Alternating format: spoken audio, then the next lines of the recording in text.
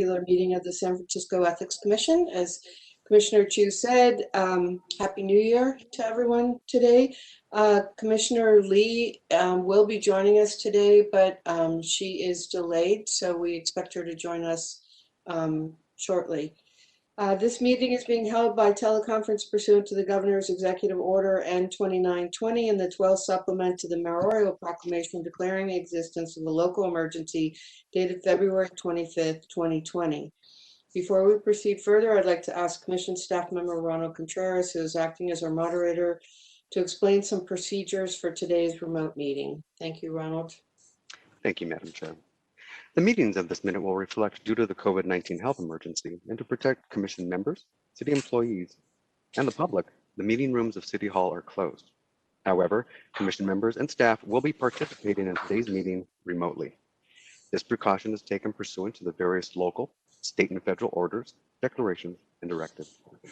Commission members will attend the meeting through video conference and participate in the meeting in the same extent as if they were physically present. Please note that today's meeting is being live cablecast on SF.gov TV and streamed live online at sfgovtv.org/ethicslive. Once again, streamed live online at sfgovtv.org/ethicslive. Public comment will be available on each item of this agenda. Each member of the public will be allowed 3 minutes to speak. Comments or opportunities to speak during the public comment period are available via phone call by calling 1-415-655-0001. Again, the phone number is 1-415-655-0001. Access code is 187-462-0879. Again, 187-462-0879. Followed by the pound sign, and then press pound again to join us as an attendee. You will hear a beep when you are connected to the meeting. You will automatically be muted and in listening mode only. When your item of interest comes up, dial *3 to raise your hand to be added to the public comment line. You will then hear, "You have raised your hand to ask a question. Please wait until the host calls on you." The line will be silent as you wait your turn to speak. Ensure that you are in a quiet location. Before you speak, mute the sound of any equipment around you, including television, radio, or computer. It is especially important that you mute your computer if you are watching via the web link to prevent feedback and echo when you speak. When the system message says, "Your line has been unmuted," this is your turn to speak. You will hear staff say, "Welcome, caller." We encourage you to state your name clearly. As soon as you begin speaking, you will have 3 minutes to provide your public comment, 6 minutes if you're online with an interpreter. You will hear a bell go off when you have 30 seconds remaining. If you change your mind and wish to withdraw yourself from the public comment line, press *3 again. You will hear the system say, "You have lowered your hand." Once your 3 minutes have expired, staff will thank you and mute you. You will hear, "Your line has been muted." Attendees who wish to speak during the other public comment periods may stay on the line and listen for the next public comment opportunity and should raise their hands to enter their public comment line by pressing *3 when their next item of interest comes up. Public comment may also be submitted in writing and will be shared with the Commission after this meeting has concluded and will be included as part of the official meeting file. Written comments should be sent to ethics.commission@sfgov.org. Once again, written comments should be sent to ethics.commission@sfgov.org. Thank you, Madam Chair. Thank you. With that, I will call the meeting to order. Mr. Moderator, can you please proceed with item 1, the Commission roll call? Commissioners, please unmute your microphone so that you can verbally state your presence at today's meeting after your name is called. Chair Ambrose. Present. Commissioner Bell. Present. Commissioner Bush. Present. Commissioner Chu. Present. Madam Chair, with 4 members present and accounted for, you have a quorum. Thank you very much. And as I said, Commissioner Lee will be joining us shortly. I'll make an announcement when she joins us, but I would like to go ahead and proceed with the Agenda item number 2, public comment on matters appearing or not appearing on the agenda. Members of the public who are already on the line and wish to speak should now dial *3 if you have not already done so to be added to the public comment line. Moderator, can you please proceed with public comment? Thank you, Madam Chair. The Ethics Commission is now receiving public comment on agenda item number 2. As a reminder to all participants in today's meeting, if you are shuffling paper, if you are, all background noise can be heard. Please mute. Thank you. The Ethics Commission is now receiving public comment on agenda item number 2 remotely in this meeting. Each member of the public will have up to 3 minutes to provide public comment. If you joined the meeting earlier to listen to the proceedings, now is the time to get in line to speak. If you have not already, press *3. It is important that you press *3 only once to enter the queue. As pressing it again will move you out of the public comment line and back into listening mode. Once you are in the queue and standing by, the system will prompt you when it's your turn to speak. So it's important that you call from a quiet location. Please address your comment to the Commission as a whole and not to individual members. Madam Chair, we are checking to see if there are any callers in the queue.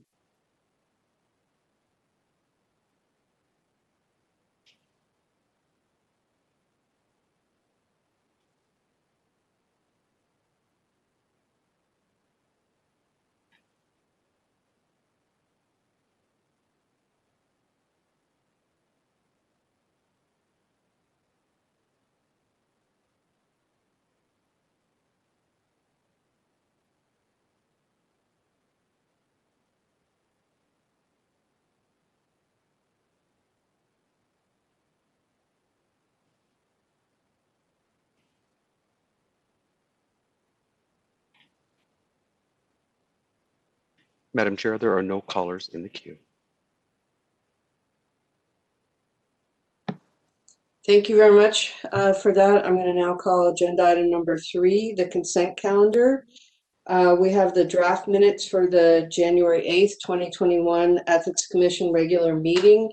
And we have a request for an amendment from one of the public participants, Esther Marks, who communicated those edits in advance to the director. Director Pelham, do you want to read the amendment that, or at least, describe the amendment that Esther Marks had requested?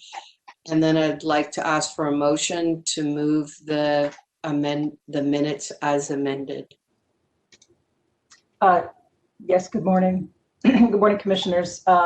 We did receive the email and we reviewed the audio from that meeting. It would make sense to us to adjust the minutes accordingly.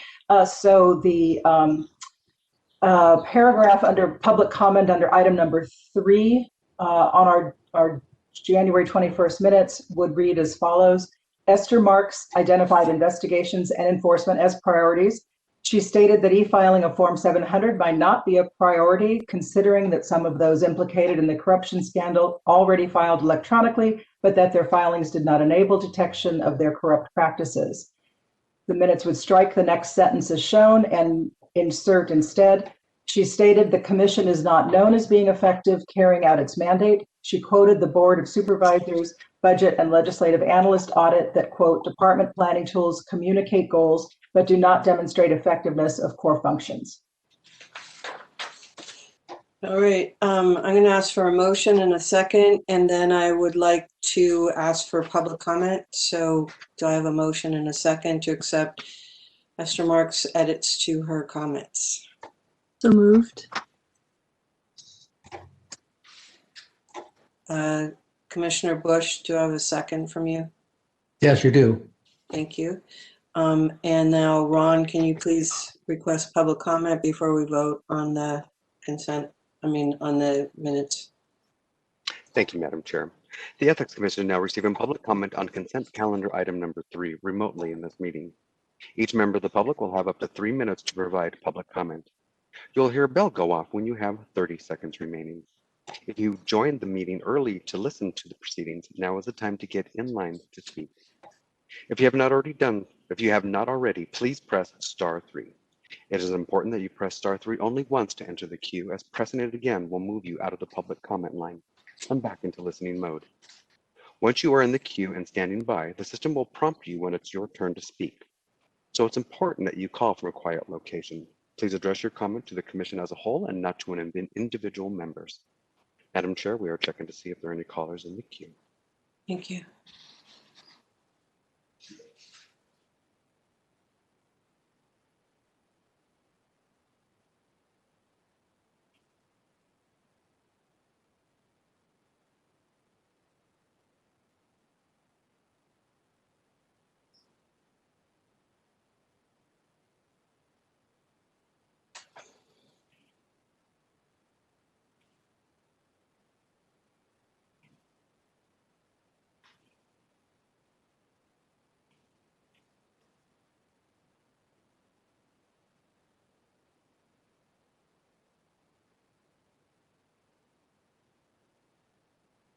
Madam Chair, we have no callers in the queue.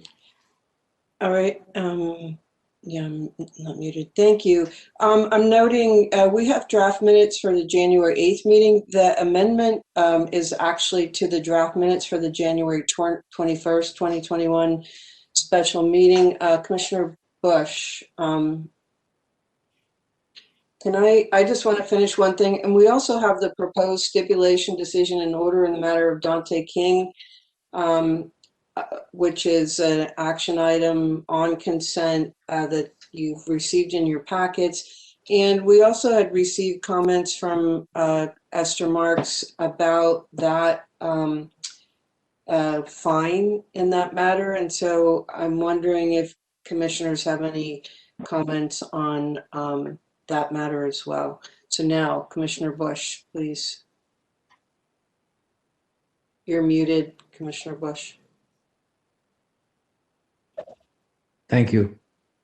On the January 21st minutes, it says that I identified Esther Marks as a past member of the Department of Building Inspection Commission. As my understanding that she was actually on the Board of Permit Appeals, not building inspection. So I would recommend that that be changed. Okay.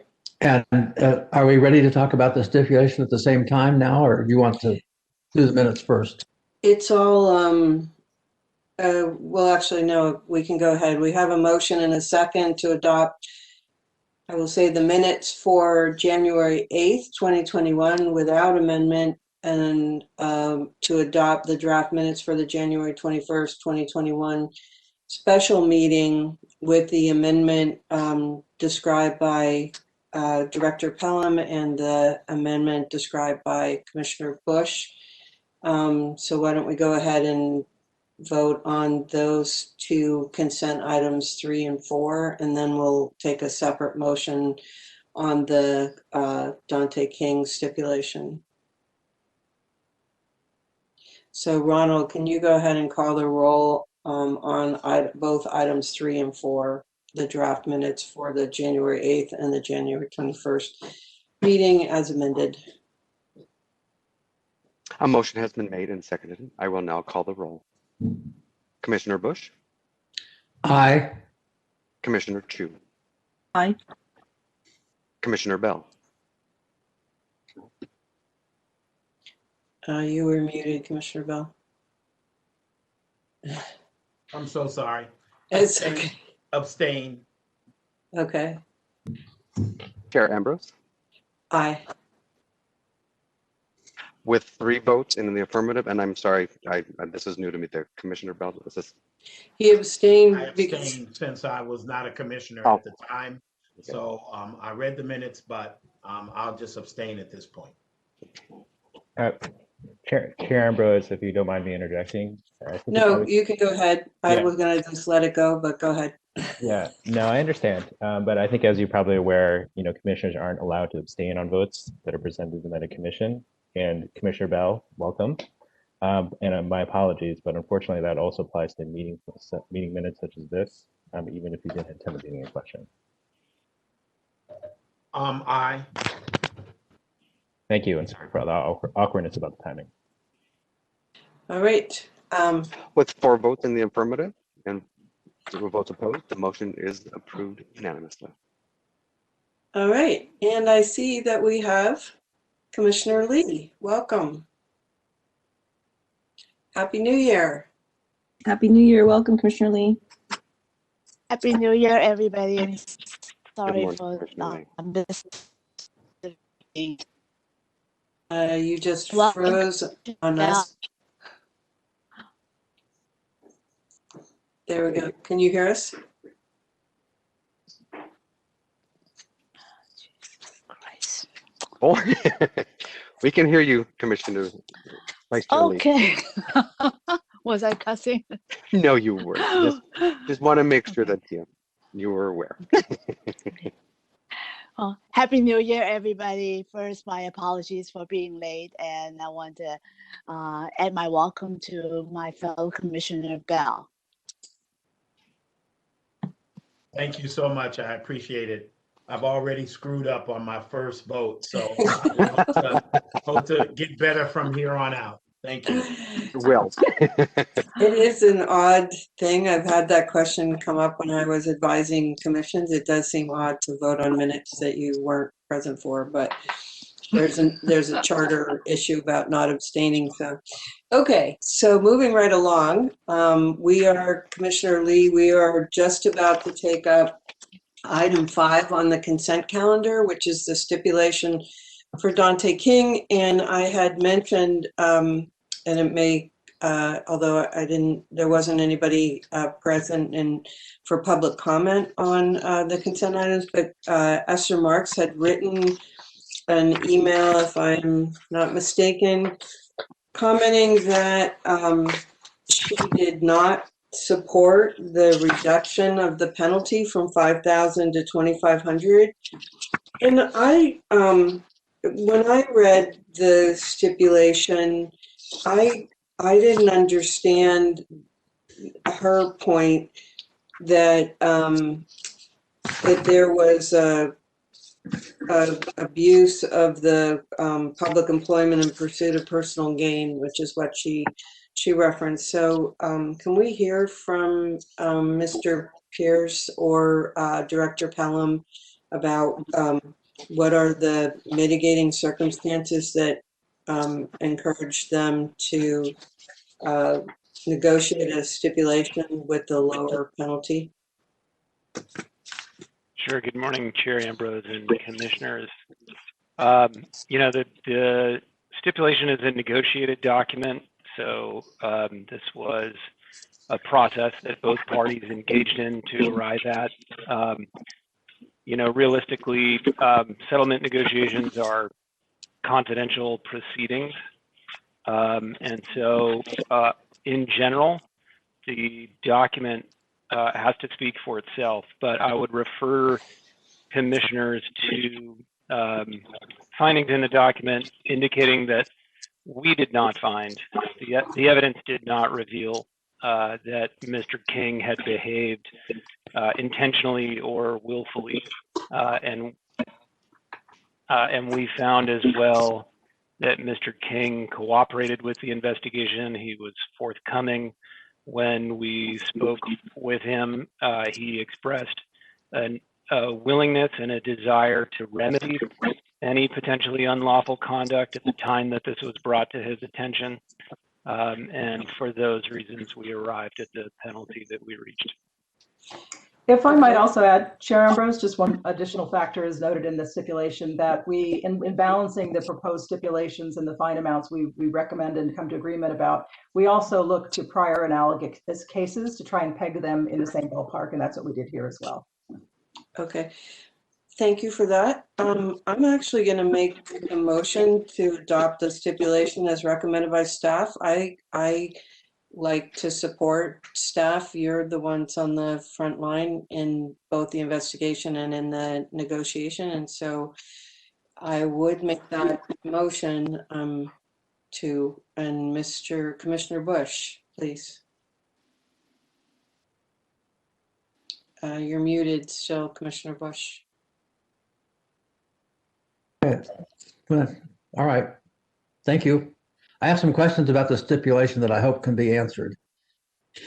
It mentions that he was in violation of the SIA statement, which is distributed regularly to employees. But it never says that employees are required to read the SIA. It's different than, for example, you confirm that you've read the ethics policy or the 700 forms. There's no requirement that I can see that people who are employees of the city and covered by SIAs are required to have read the ones that they get. Is that correct? I can tell you that in this instance, Mr. King acknowledged at the time that he began employment that he had read and understood the statement of incompatible activities. You're right that city law requires departments no later than April 1st of each year to distribute their statements. I understand that in this instance, the Department of Human Resources did so. I can tell you that the department, in doing so, notified employees that they had an obligation to read and understand the contents of those statements, but there is not. I don't believe there is a requirement in city law that officers and employees annually acknowledge their understanding of the contents of those statements. Generally speaking, when we require people to read something that affects their employment, we require that they also sign that they have read it, not simply that it went to their inbox. So I'm concerned that what this indicates is a broader issue than this one employee. So I'm raising that issue here. Secondly, it appears that Mr. King's violation of this persisted for 3 years. Is that correct? He started his outside employment in 2016 and then continued it in 2017 and in 2018 and then finally in 2019. To clarify, the stipulation does not describe liability in relationship to his outside employment. The liability arises only in relation to materials that he posted to a website that he created in relation to that employment. And the stipulation indicates that he created the website in June or July of 2018, and that as far as we could tell, the materials producing liability here were uploaded around March of 2019. So the span of his non-compliant behavior was a period of months rather than a period of years. Okay, that's good to have clarified. He started in this position in 2016, though, is that correct? I believe that's correct, yeah. 2015, Commissioner Bush. I think he was promoted in 2016, but I could have it wrong. Sorry, yes, you're right. He was promoted in 2016. So I looked at that, and then also the material that he imported into his web page included the names of people who had contacted him in his professional employment capacity. Is that not correct? The materials that he posted there included anonymous course evaluations from trainings that he gave in his capacity with the Department of Human Resources, and sign-in sheets from those same trainings of employees who had attended them. So the sign-in sheets, by virtue of being a sign-in sheet, were not anonymous, but he did, unless I misunderstand the question, he did not otherwise post information about who had contacted him in relation to various professional considerations. I guess my concern is that cutting the penalty from 5,000 to 2,500 seems too deep a cut, considering that he disclosed the names of employees who had taken the training or had signed up for the training. So I'd be happier with a higher penalty than 2,500. That's my feeling.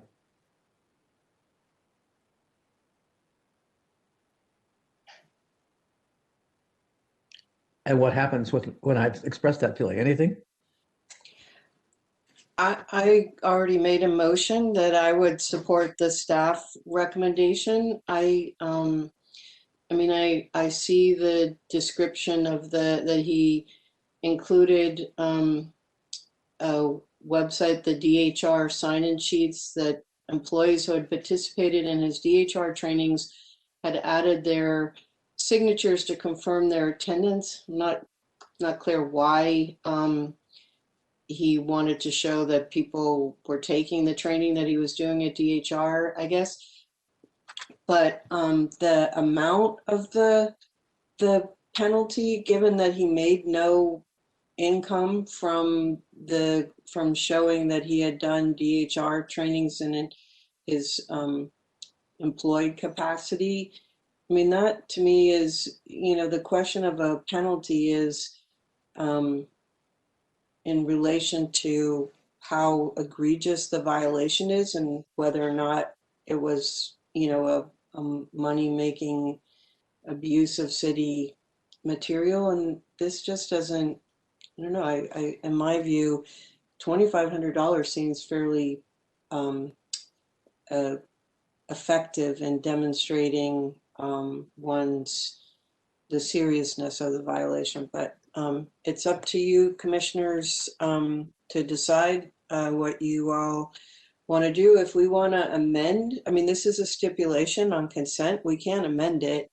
We're either going to send staff back to renegotiate with this individual, which is underlying my concern, because it means them spending a lot of time in that capacity and maybe not working on some of the other backlog of investigations that we have in our queue, in order to try to obtain an agreement to impose a higher penalty, when, to me, I'm willing to support the staff recommendation that this is a fair stipulation. But it's up to the other three commissioners to decide which motion you want to second, and then we need to vote. And we need to move along because we're still on consent. So, any comment from Commissioner Chu or Lee or Bell? Thank you, Chair Ambrose. I was weighing this in my mind because, on the one hand, the posting of names to the website, would be of employees who had attended the training in their capacity as employees, and a training that was conducted by Mr. King as an employee of the city, is in violation, although the employees could not have had an expectation of privacy, having put their names down on the sign-up sheet, although they probably wouldn't have expected it to appear on a website. But balanced against that is I think, in my mind, a determinative factor is that, according to Mr. Pearson and the summary that we received, Mr. King, immediately took it down. He said that I want to be in compliance, if other areas of my website or my work outside my role for the city, is not in compliance. And I think that what is the purpose of the fine? Is it punishment and retributive, or is it a deterrent, right? And to send a message to others who may be engaging in outside activity, to make sure that they are in compliance with their statement of incompatible activities, and that they observe all of the rules and procedures, and seek guidance from the city attorney or from the ethics commission as appropriate. And I think, like you, we are not close, as you noted, Chair Ambrose, we are not close to the facts. We are not, on the front lines conducting this investigation. And as Executive Director Pelham has said, that they looked at past practice and other similarly situated cases, and the fines that were levied in those cases, and that would be commensurate and consistent with that practice. And I would support as well the recommendation of staff on this. And the main factors in my mind are, one, that they are closest to those facts, and that the expression of a willingness to correct the mistakes and the commitment and undertaking towards future compliance, which is what I think is the ultimate goal of our efforts here, is to ensure that people will comply. Okay, so we have a motion and second on my motion. We might have to get a parliamentary assistance here, but do we have from Commissioner Lee or Commissioner Bell? If there isn't a second for Commissioner Bush's amendment, then I'd like to call the roll on my motion to approve the stipulation and consent item number 5. So, commissioners, your hands are not up. And so on that basis, I'm going to ask Ronald if you can please call the roll on agenda item number, sorry, my screen just went dark. Agenda item number 5. 5. Thank you. A motion has been made and seconded. I will now call the roll. Commissioner Bush? No. Commissioner Chu? Aye. Vice Chair Lee? Aye. Commissioner Bell? Aye. Chair Ambrose? Aye. With 4 votes in the affirmative and 1 vote opposed, the motion is approved. All right. Thank you for that. I'm now going to call agenda item number 6, which is the election of commission officers for 2021 per Ethics Commission bylaws, Article 4, Section 1. There's a cover memo attached, and I should have read that before, because I'm pretty sure, though, what I'm supposed to do is ask for a motion. Let's see.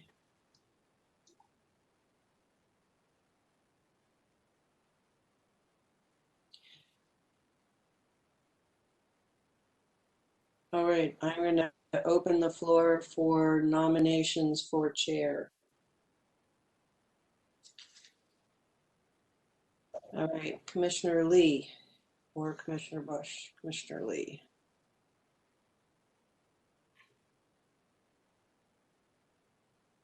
Thank you, Chair Ambrose. I think the last year has been a very challenging one for both our country and the city. We were hit by a couple of viruses, the COVID pandemic, and also in the city, the ugly corruption virus. The commission has gone through a very challenging year in various ways. And I really appreciate Chair Ambrose's leadership in guiding us through some really unusual times.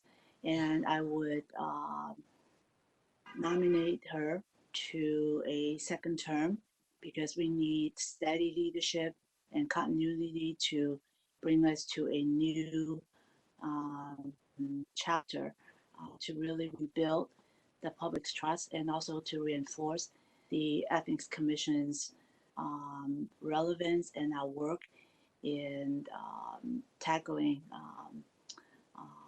the challenges that we're facing as a commission and in the city. So it is with honor for me to nominate Chair Ambrose to be our next chair for the commission. Thank you. And Commissioner Bush. And you're muted, unfortunately. I second the nomination of Chair Ambrose. Thank you very much. Are there any other nominations? Seeing none, I think what I'm supposed to do is go ahead and call for a vote. And I would have happily stepped aside for any one of you because I so admire and honor the work you do, but I will try and keep up with this work for the remainder of this year, and we'll hopefully be able to count on all of your support in doing so. So Ronald, if you can go ahead and call the roll, I'd appreciate it. Chair Ambrose, I'm sorry to interrupt again. Andrew Shen. Please. We should take public comment before we do the roll call vote. See, I just blew it. My first mistake on public comment. You may have another year to work out the kinks. Sorry for the interruption. Flustered. All right, no, please. Yeah, so that's a lot of public comment. Let's go through that really fast, Ronald, if you can. Okay. Could please. Okay. Madam Chair, we are checking to see if there are callers in the queue. For those already on hold, please continue to wait until the system indicates you have been unmuted. If you have just joined this meeting, we are currently on the public discussion on the motion of agenda item number 6, election of commission officers for 2021 per Ethics Commission bylaws, Article 5, Section 1. If not already done so, please press *3 to be added to the public comment queue. You will have 3 minutes to provide your public comment, 6 minutes if you're online with an interpreter. You will hear a bell go off when you have 30 seconds remaining. Please stand by.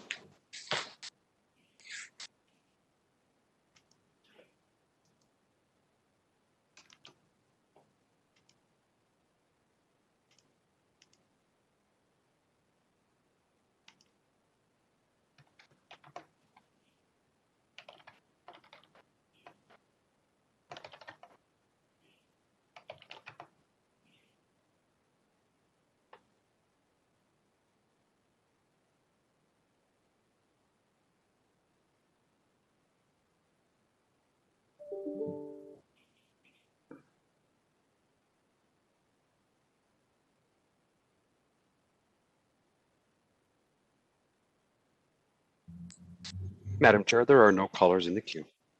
All right, thank you. With that, can you please proceed with the roll call on the motion for the chair? Motion has been made and seconded. I will now call the roll. Commissioner Bush.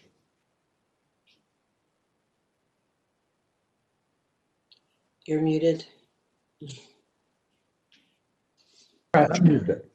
Aye. Commissioner Chu. Aye. Vice Chair Lee. Aye. Commissioner Bell. Aye. Chair Ambrose. Aye. With 5 votes in the affirmative and 0 votes opposed, the motion is approved unanimously. All right, well, thank you very much for that. And now I would like to ask for nominations for vice chair. And I'm going to take the privilege of the floor and go first and nominate Commissioner Lee to serve again as vice chair of the San Francisco Ethics Commission. And now open the floor up to anyone else on the commission to second that or provide another nomination. All right, Commissioner Chu. I would like to second that nomination of Vice Chair for Commissioner Lee to serve as Vice Chair for second term.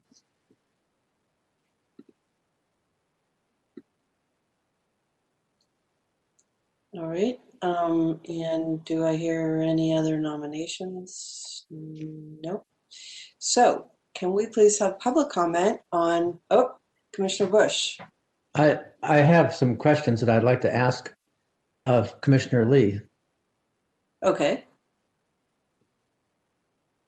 Commissioner Lee, I respect your work, and I think your participation has been an asset, and particularly what you've done beyond the confines of the commission. But one of the things that took place about 2 years ago was a vote on behested contributions, in which a motion by the commission failed on a 3-2 vote, and you were one of the 2 votes who opposed a reform of the behested contributions law. And since that time, it has emerged that behested contributions, just as was suggested at the time, was a route for corruption and is at the heart of much of the public integrity findings by the Controller's Office. And the proposal that had been made before the commission and supported by 3 commissioners, those 3 commissioners were the chair of the commission, the past chair of the commission, and the vice chair of the commission. And it had been the result of 2 years of hearings at the commission. At that time, you said that you didn't support it because you felt that it was a step too far for the commission to put something on the ballot, and that you were not committed to its impact on nonprofits. And in retrospect, as now we see what's happened with the public integrity reports, do you have any second thoughts about that vote?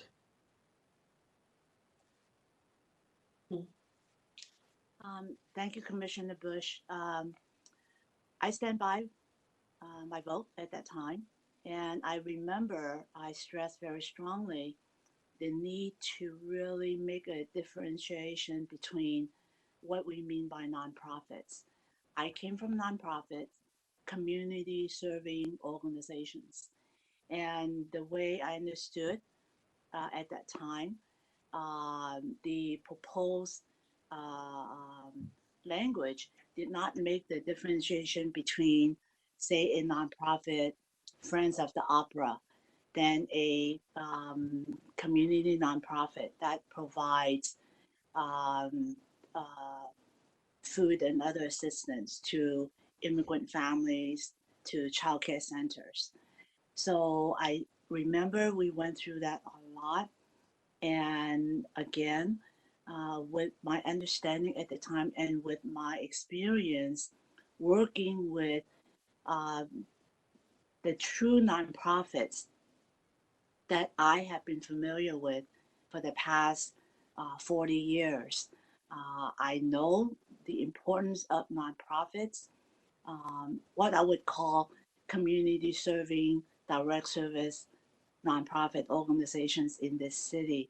Their contributions, their struggles with financial support, both from the private and public sectors, and the need for them to continue to really raise the voice for their community members, which in the city to this day, while a majority of our residents are newcomers or persons who do not have the access to city services or city's attention, I felt that these nonprofits provide a much needed voice and presence to make sure that they are not forgotten.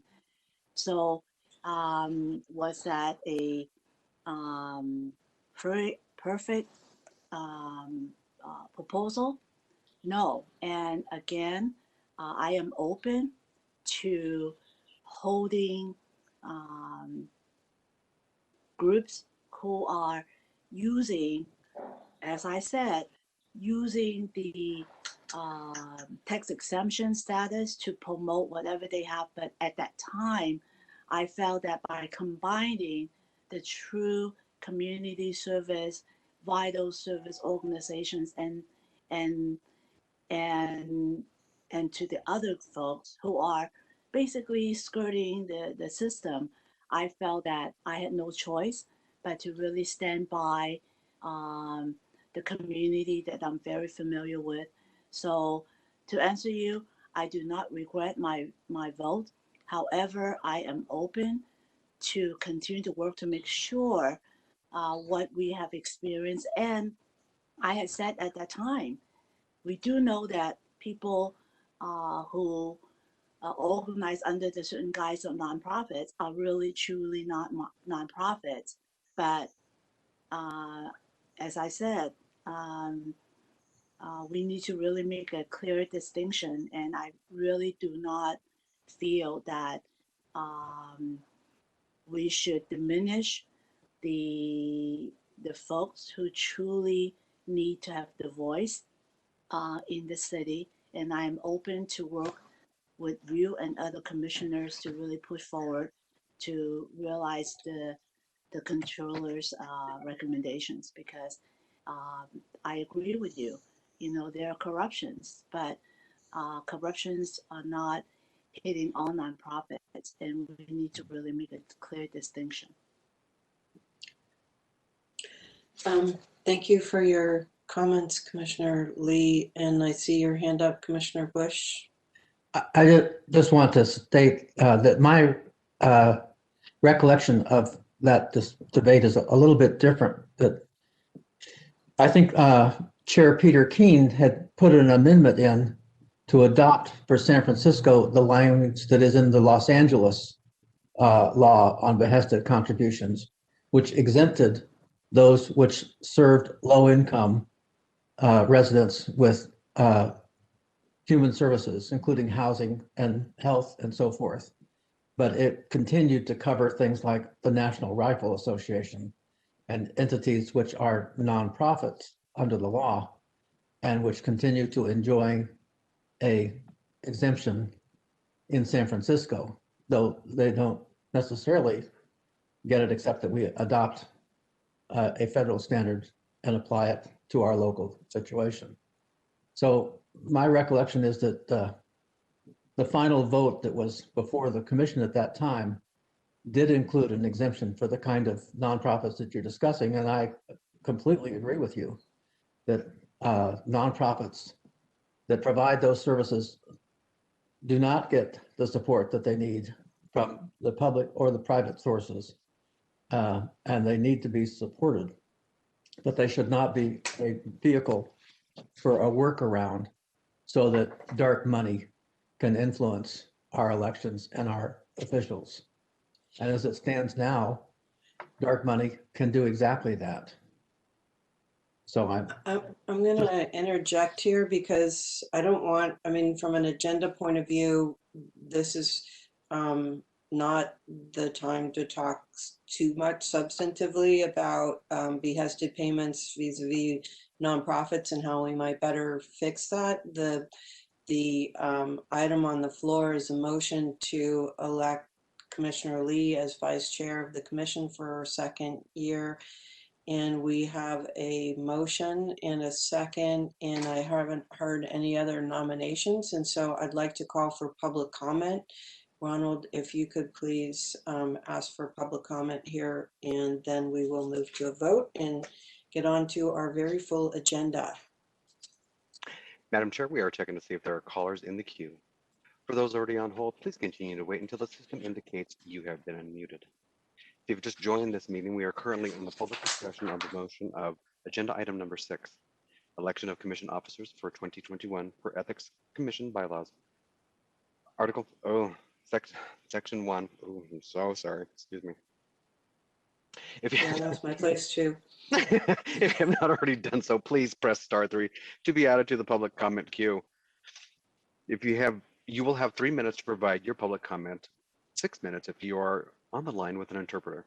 You will hear a bell go off when you have 30 seconds remaining. Please stand by.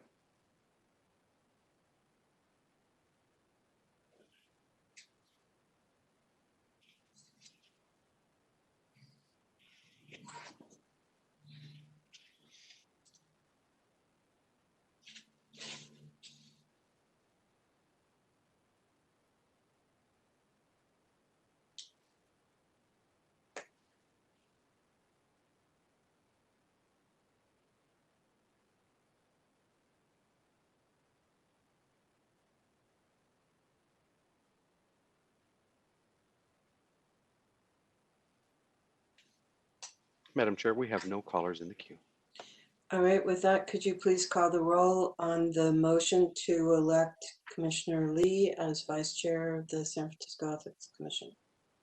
A motion has been made and seconded. I will now call the roll. Commissioner Bush. yes. Commissioner Chu. Aye. Vice Chair Lee.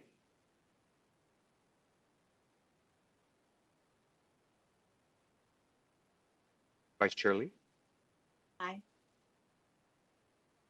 Commissioner Bell. Aye. Chair Ambrose. Aye. With 5 votes in the affirmative and 0 votes opposed, the motion is approved unanimously. All right, thank you very much. With that, I'm going to call agenda item 7, presentation by the Controller's Office on the January 11th, 2021 report, preliminary assessment, ethical standards for contract award processes of the Airport Commission and other commissioners and boards, and discussion and possible action related to report findings and recommendations. And before I turn it over to Director Pelham, I do want to say to Mr. De La Rosa, thank you very much for coming back again and making your presentation. I'm going to ask you, I did see your presentation at the Board of Supervisors. I know on there we have Assistant Controller Todd Rydstrom. Hi, Todd. How are you? I'm going to ask that you move relatively quickly through your presentation so that we can get to the substantive discussion, because I think that there are questions about what we as the Ethics Commission might do going forward in response to these recommendations and maybe some others that you made, and I want to make sure we have time for that deliberation. So with that, Director Pelham, did you want to make some remarks? Thank you, Chair Ambrose. Just very, very briefly, for context, for the public who may be viewing and for the benefit of our new Commissioner Bell, welcome. This is the 4th in a series of reports that the Controller's Office has issued, as indicated in the cover memo. And as a process note, a couple of items. One is this is placed on the agenda. It does not require action by the Commission, but we realize the Commission is interested and engaged in these issues, so it has been placed for possible action. If the Commission chooses to take action regarding the findings or recommendations, you will have the ability to do that as the matter has been agendized. And then secondly, as you know, these are items that often we'll talk about issues within the Commission subject matter area, and so all of these items will be as relevant. We will bring them into our ongoing policy discussions as well. So just with those couple of brief comments, I'm happy to turn it over to Mark and appreciate the participation of the Controller's Office once again. Thank you.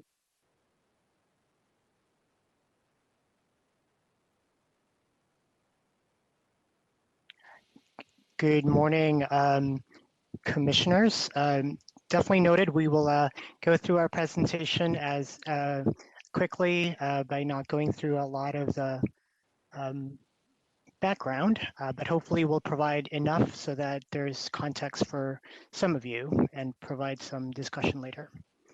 Good morning again, Commissioner. Chair Ambrose, Vice Chair Lee, Commissioners Chu, Bush, and Bell. As Executive Director Pelham mentioned, this is the 4th in our series of presentations. Just to provide real briefly, we started these reports a little over a year ago when the Mohammed Noor investigations became public. Really, the key goal is to provide recommendations on the internal control weaknesses and improve transparency for the city. In conjunction with our efforts in the Controller's Office is the City Attorney's focus on the investigations related to the misconduct of current and former city employees. One thing that we're going to highlight as well on the next slide is just to provide context on some of the key aspects of the federal complaint and affidavit, just so there is context on how we were able to scope our report for this deliverable. As some of you may know, the FBI affidavit has alleged that in 2018, Mr. Nuru and Mr. Nick Bovis tried to bribe Airport Commissioner Linda Creighton in exchange for assistance in obtaining a city lease at the SFO for a company that was owned by Mr. Bovis. During one of those conversations, Ms. Creighton indicated her willingness to do favors for Mr. Nuru, given the relationship. She indicated checking to make sure that the lease that was subject of the note was not promised to others, that she will find out who will be on the selection committee, and that she will do everything that she can to provide assistance to Mr. Bovis. It also indicated the role of Mr. Nuru in the Trans-Bay Joint Powers Authority, or TJPA, and his willingness to assist Mr. Bovis in trying to get a lease with TJPA. But Mr. Bovis, on this particular example, was not successful. Just very briefly as well, you may know already this, that the Airport Commission is a 5-member policy body. They are under the San Francisco Charter Section 3.100. The Board of Supervisors may reject mayoral appointments. Of the 3 long-serving airport commissioners during our report, each has been on the commission for at least 14 years, with former Commissioner Creighton having served from 1996 until 2020. A couple of key notes on the admin code section. 2A.173 requires that concessionaires at the airport be chosen through a competitive solicitation, and that any contracts with $100 million or more in value must be approved through the Board of Supervisors. This is just to run through the contract award process, which is a robust process that's mostly driven by the revenue management division within the airport. There are 3 key points in which the RDM division within the airport goes before the commission for approval. And again, as context, these are the contracts that we reviewed as part of our assessment. That from 2015 to 2020, there were 99 concession agreements that were covered in our report, with a minimum annual guarantee revenue of about $123 million. The first set of recommendations, or findings actually, rather, that we have really is more of a positive finding, in that we found that based on our assessments of procedures, that the airport appropriately awarded concession leases based on solicitation results.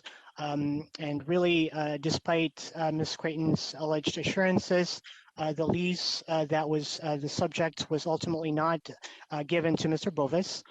Also, based on our review, the lease number 5 was actually awarded to the winning bid based on the airport's competitive solicitation process. One thing to also note is that in 2019, our Controller City Services Auditor also conducted an audit separately of the Airport Commission, and we concluded based on that audit that airport properly administers the solicitation process. So the findings based on that audit, as well as the current assessments, really are corroborated based on the results of our review. The second set of findings and recommendations that we have really speak to Commissioner Creighton having had an improper communication with a potential bidder, who in this case is Mr. Bovis. Ms. Creighton allegedly agreed to meet with and help a potential bidder, and she did not report the improper request for preferential assistance. Ms. Creighton did meet with a proposer during the quiet period related to the RFP, which violated the RFP, the request for proposals instruction, prohibiting any attempt by the proposer to communicate with or solicit any elected officials, airport commissioner, with the intent to influence the outcome of the selection process. We also wanted to highlight, as part of our field work, we did a limited scope survey of various commissions and boards in the city.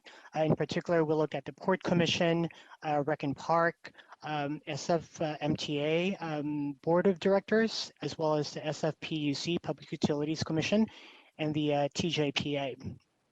And what we just wanted to highlight some of the findings based on that comparison is that we found that none of the commissions reported having their commissioners being involved in the solicitation process or the evaluation process.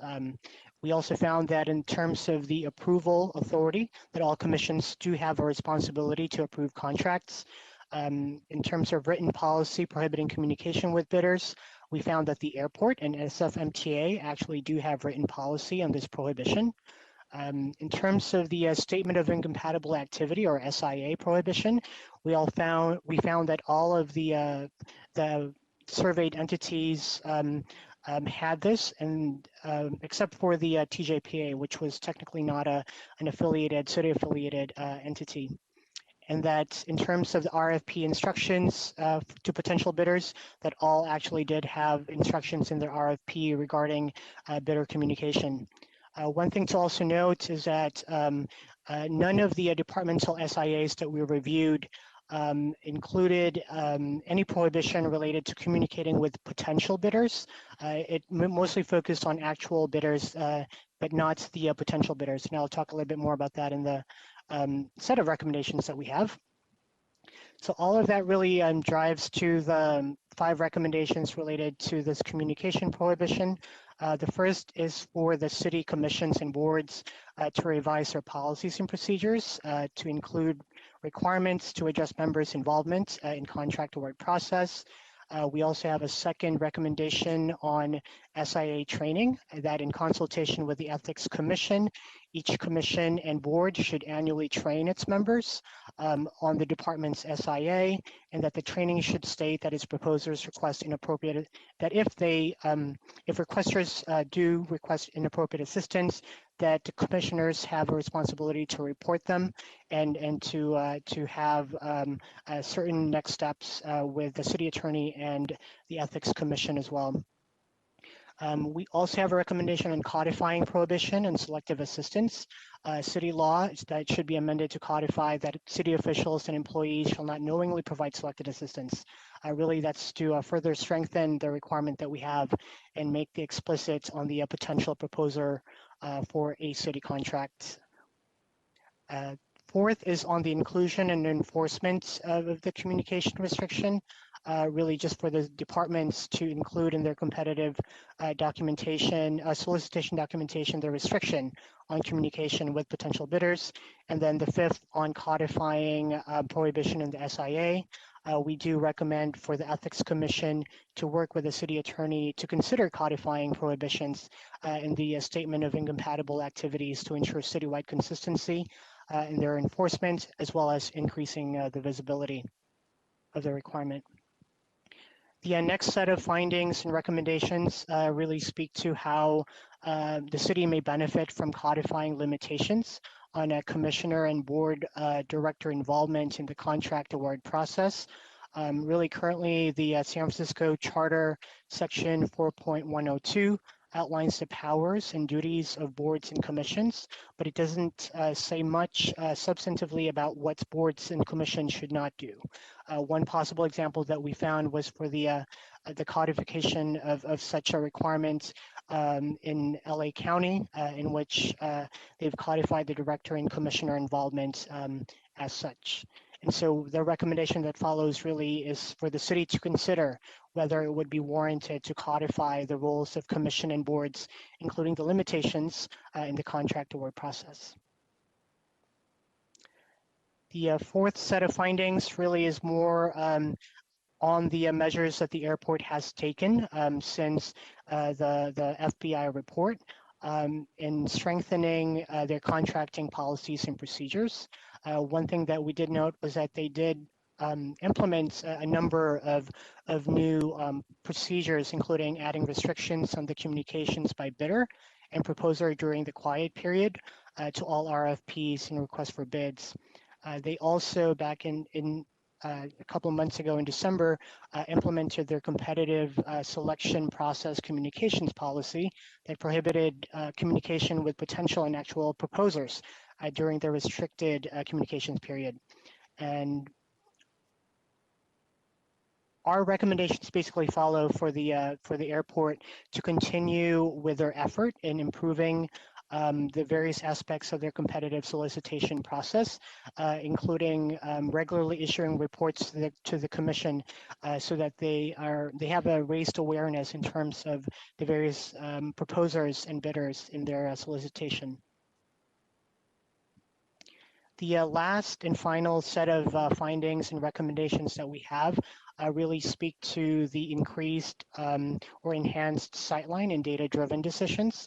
As some of you may know, one overarching requirement that the city has related to transparency is the San Francisco Campaign and Government Conduct Code, section 1.126, which prohibits city contractors or affiliates from contributing to city elective officers, where a contract must be approved by the city elective officer or a candidate or, for an office or a committee that's controlled by such an individual. Since January 2019, city departments and city elective officers have been bound by this requirement. For example, departments are now required to comply with section 1.126 F2 to file their form 126 F2 within 30 days of receipt of any proposal. These are for contracts with a value of $100,000 or more per fiscal year. And then for city elective officers, they are now required to comply with section 1.126 F4 to file form 126 F4 within 5 business days of the approval of a contract. And really currently the forms 126 F2 and F4 are tracked by the Ethics Commission, but they are not centrally available or tracked, such as not tracked in the financial or the procurement system. Basically, why filing and centrally tracking such information is important is because before a contract is awarded, departmental and commission contract approvers may not know of contractor information that could help them avoid conflicts of interest. One key feature of the Form 126F4 is that it includes the names of the bidder, the subcontractors, the subcontractor owners, directors, and officers. So such information, if collected earlier on, would certainly benefit the city as a whole, in particular those that are approving contracts. Another key aspect of this is we also noted that revenue contracts, which are those that generate revenue for the city, are not yet configured to be stored in the city's central financial and procurement system, and that information collected through such a central repository can facilitate awareness of entities or individuals subject to the city's competitive selection policies. And so what follows are recommendations related to the city directing departments to require proposers to submit key information about their affiliates. Basically, the earlier that we collect such information, the better information or the better sightline that we'll have to avoid potential conflict of interest. And then also to promote data-driven decisions, controller to develop and implement, or for the departments to work with the city controller to develop any new refinements in the financial system that could benefit the departments. That concludes our presentation. We have, as mentioned, this is the 4th in a series. We have 3 that's currently in the pipeline that will be issuing in the next few months. The next one being on the citywide ethics reporting requirements, and next one on the Department of Building Inspection, and then another one on the SF Public Utilities Commission in response to the November 30th federal complaint. That concludes our presentation, and would be happy to answer any questions that you have, commissioners. Thank you very much. Appreciate all of the work that you've been doing in this effort as well. I'm going to go to Commissioner Bush. You have your hand up. I don't know if that was from previous.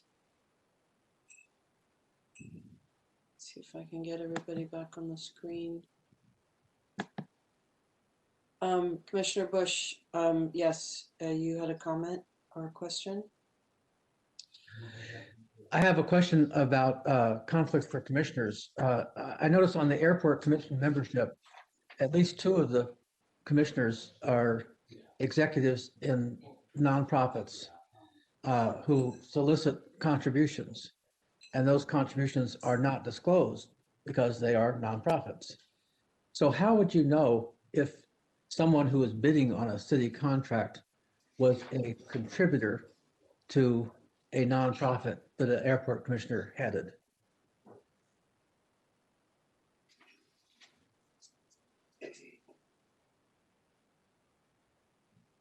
Not sure. Was I muted?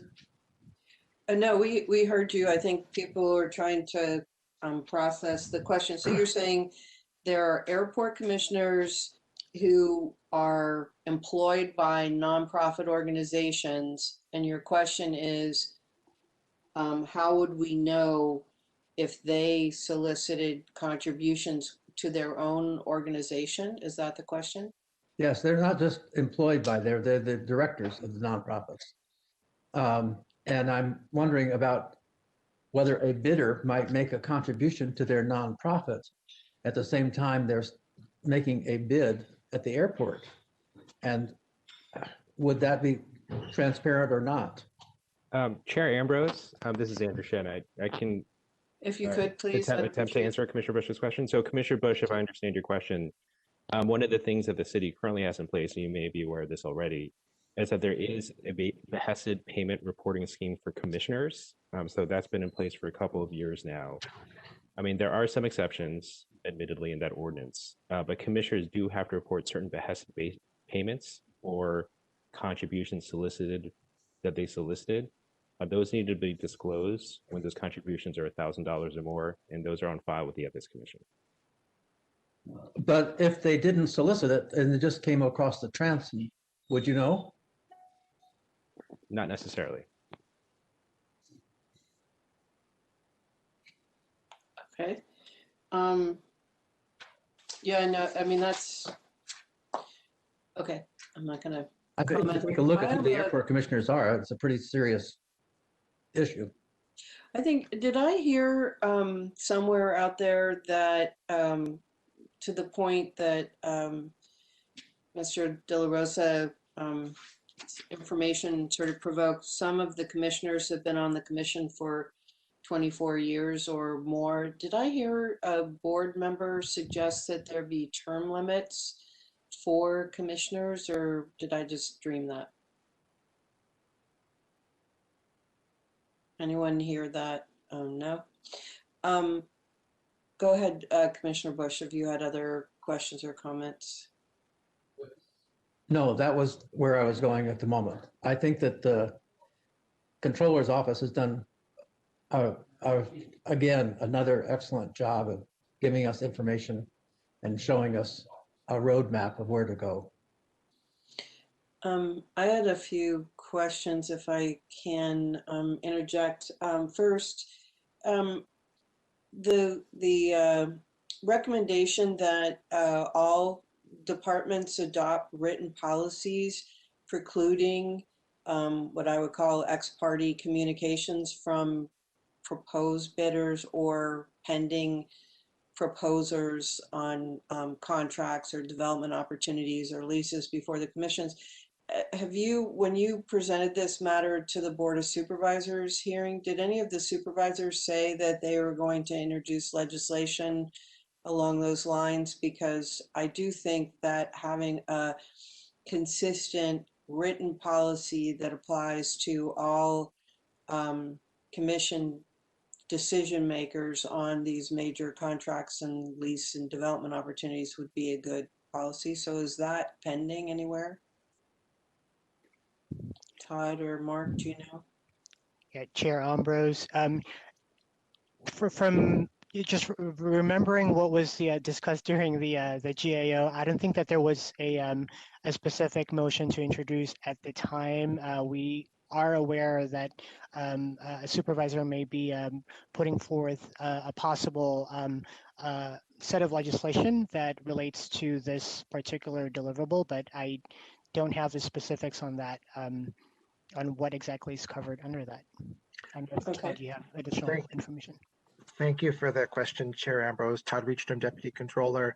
What we're doing as part of our recommendations, and now there are approximately 29 recommendations in the 4 reports, we are tracking where there have been legislative items introduced either by board members and or in the case of the City Attorney's Office for debarments and suspensions updates to the degree that those, or mayoral executive directives. So we are tracking that. Supervisors, as you know, have a chance to reach out to do drafting and reviews. I believe a number of them are still considering what potential implications may be, especially given that we have 3 more reports reports coming out. So what we know to have been introduced, you can see on the Legistar system, the specifics on what supervisors may be doing. We don't have sightline into that until there's a proposal. All right, thank you for that. And then my second question quickly, you referenced the form, whatever it is, 126 F2 and 4, but am I correct? That only applies if the underlying contract is going to be subject to an elected official's approval action, which is actually a fairly limited set of contracts, since our commission form of government, most of our contracts don't go to the mayor or the board or, you know, the city attorney or the DA. So they go through commission approval, and so they don't pop up in your fiscal system. And yet, because of the issues about the recent amendments to the ethics code have required limitations on contractors' contributions, although I guess it's not going to work for non-elected officials. So do you have any recommendations about reporting requirements for non-elected officials? Yes, Chair Ambrose. Actually, one of the recommendations that we put forth was to consider requiring departments to obtain this information that are not covered under the F4. So that was kind of an example of how we just wanted to put out their recommendation that is very general in nature, which is, considering the possible expansion of the collection of such information that are currently required in F4 with other contracts that may not reach a certain threshold or that may not go through a certain approval pathway. So that was our way of addressing that concern that you just mentioned. Well, and just for the benefit of everyone, what I recall the form to require is that you have to identify who's on the board of directors of the company, who are the principal officers of the company. I'm not sure what all the other disclosure aspects of that are, but in terms of watching, money flows, like I said, the bulk of the city's revenue finances go through, contracting related, go through contracts that don't go to the Board of Supervisors. But anyway, Commissioner Chu, your hand's up if you had questions or comments. I did, yes. Excuse me. Thank you, Chair Ambrose. And thank you to the Controller's Office for a series of detailed and thorough and very excellent reports that you have prepared and are continuing to prepare. I look forward to the upcoming reports. I want to go back, and this is similar to the point that was just discussed, to the airport commissioner who should have but did not report the improper contact or the request for the assistance from Mr. Bovis in obtaining a lease. I think that she could have reported it, or should have reported it to the city attorney, or could have reported it under the Whistleblower Act. And it strikes me that we rely on the good faith and compliance of our officials and elected and appointed officials to know what their obligations are, one, and then two is that they will follow through and comply with those obligations, whether it's reporting or filing of forms. And the challenge I think that we have seen in this ever widening and unfolding corruption scandal is that these elected officials, electeds and appointeds, have failed to do so. And it's very, very difficult for enforcement agencies or the public to find out until there's a wiretap and a criminal information is filed against these individuals. So I'm wondering if you have any recommendations. Is there something? Have you thought about a mechanism or a process by which that it could force the officials to either certify at the end of the year, we do Form 700 filings, and if you have any recommendations on whether that would be beneficial to say that if you are an elected or appointed, that when you file your Form 700 annually, that you also certify that you have disclosed, filed all the requisite forms, and complied with all of your obligations, reporting obligations, for the prior, period, for the reporting period, would that be helpful at all in hopefully spurring more compliance? Yes, Commissioner Chu. One of the recommendations actually that we put forth is for requiring commissions and board members to affirm compliance in written annually. It's buried within the first set of recommendations that I mentioned. Okay. This is in relation to competitive solicitation documents and any restrictions on communication. And there's a second part to one of the recommendations that basically requires commissions and board members to self-certify annually. Okay, so that would be, so with respect to contracting, but also more broadly with all of their compliance obligations. Yeah, okay. Thank you. That's very helpful.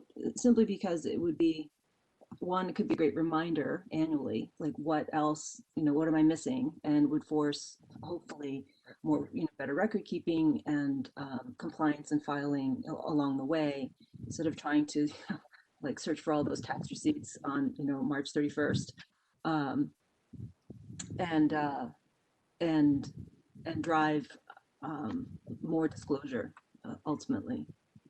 And just to add to that, Commissioner, our forthcoming, the next deliverable assessment that we'll be issuing will definitely speak to the concern that you just mentioned, because it will highlight any improvements that we need to make in order for such ethical reporting and data to be more centrally tracked and located, so that there is like a public-facing mechanism by which either electeds and commissioners and department heads can track on a regular basis, and also for the public to have visibility to the compliance on an ongoing basis. So we'll definitely address that in our next deliverable.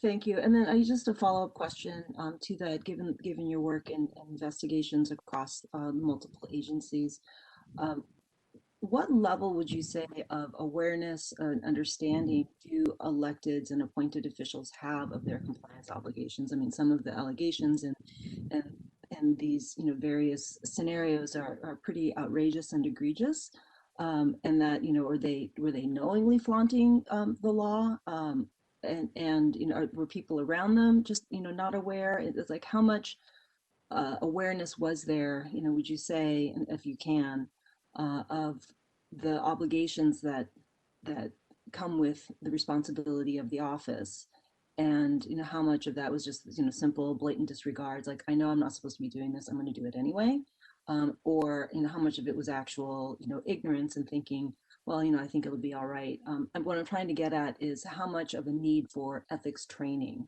is there within city departments?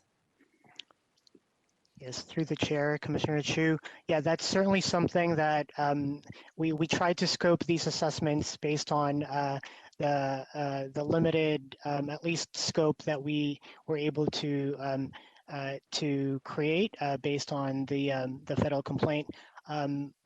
So we didn't really extrapolate beyond the departments that have been either implicated or that we surveyed.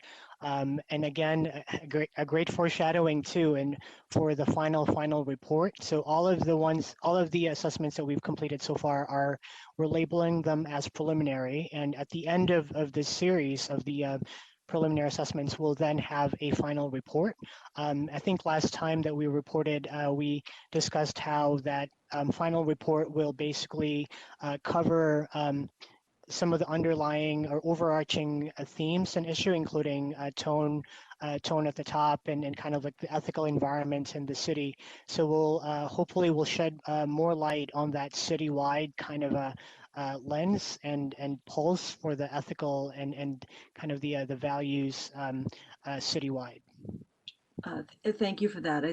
I remember you did mention tone at the top, and coming from the corporate world, there's culture eats strategy for breakfast all the time, because if there is not a culture of compliance and there's not leadership setting an example and holding people accountable for ethical behavior, then it's great to have words on paper and having all these blue chip recommendations, but until you have in actual fact leadership and requirements for people to be ethical and be held to account and abide by ethical standards, it'll be a long time coming.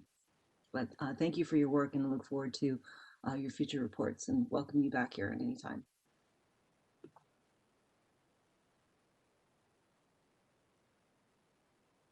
You're muted, Chair. Okay, that's the phrase of 2020, isn't it? You're muted. Commissioner Lee, if you could please go ahead. I see your hand up. Thank you, Commissioner Chu, too. You're muted now.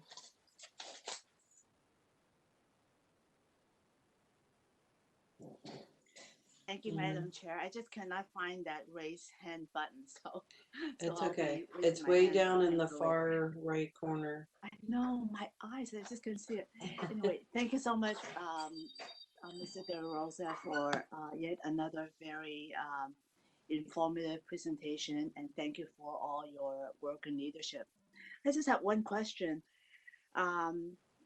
When the proposals appear before the Airport Commission, some may be legally required to recuse themselves from voting, but that's a legal requirement. But is there any other requirements for the commissioners to disclose their friendship or association with the applicants out of the total abundance of transparency? It may not meet the legal requirement, but definitely should be a ethical consideration. Very good question. I was actually going to defer to Andrew Shen from the city attorney to answer that. Oh yeah, I'm sorry. I don't mean to interrupt you, Mark. No, go for it. Vice Chair Lee, yes. So we do have a provision in the Campaign and Governmental Conduct Code, Section 3.214, which requires city officers and employees, including commissioners, to disclose their personal, professional, or business relationships with people that come before them, where the commission is making a final decision about the matter at hand. So in addition to the recusal requirements that you mentioned, Vice Chair Lee, there are some disclosure requirements as well. And that does come up fairly often in my experience. Thank you. Okay. Could you explain? Commissioner Bush, go ahead. If you had a comment. If you could just follow up and explain where is that disclosed, because it's not part of the Form 700s. And I don't know if it's just disclosed in the minutes of the commission meeting and not to the Ethics Commission. Yes. Where does the disclosure take place? Sure. So for commissioners, they are required to, when it's a matter at a public meeting, they were required to make this disclosure at the meeting itself. And that disclosure should also be incorporated and reflected in the following meeting minutes. For city employees, those disclosures obviously can take place at a public meeting, since city employees do most of their activities outside of that context. And they're supposed to put essentially a memo to the file about it. In my experience, it's usually sent to like a department's HR department as one place to put them.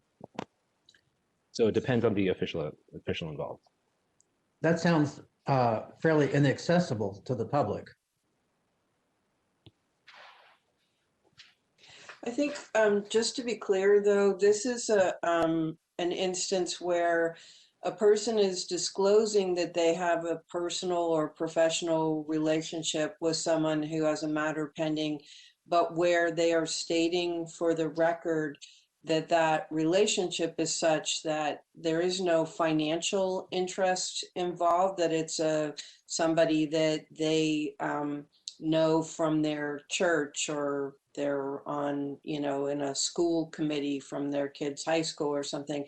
If someone has a conflict of interest and they recuse themselves, my understanding is that now we do have a centralized database where we show that somebody recused themselves because they have an actual conflict of interest that precludes them from voting on a particular matter or being involved in the, preparation of a contract or revenue item.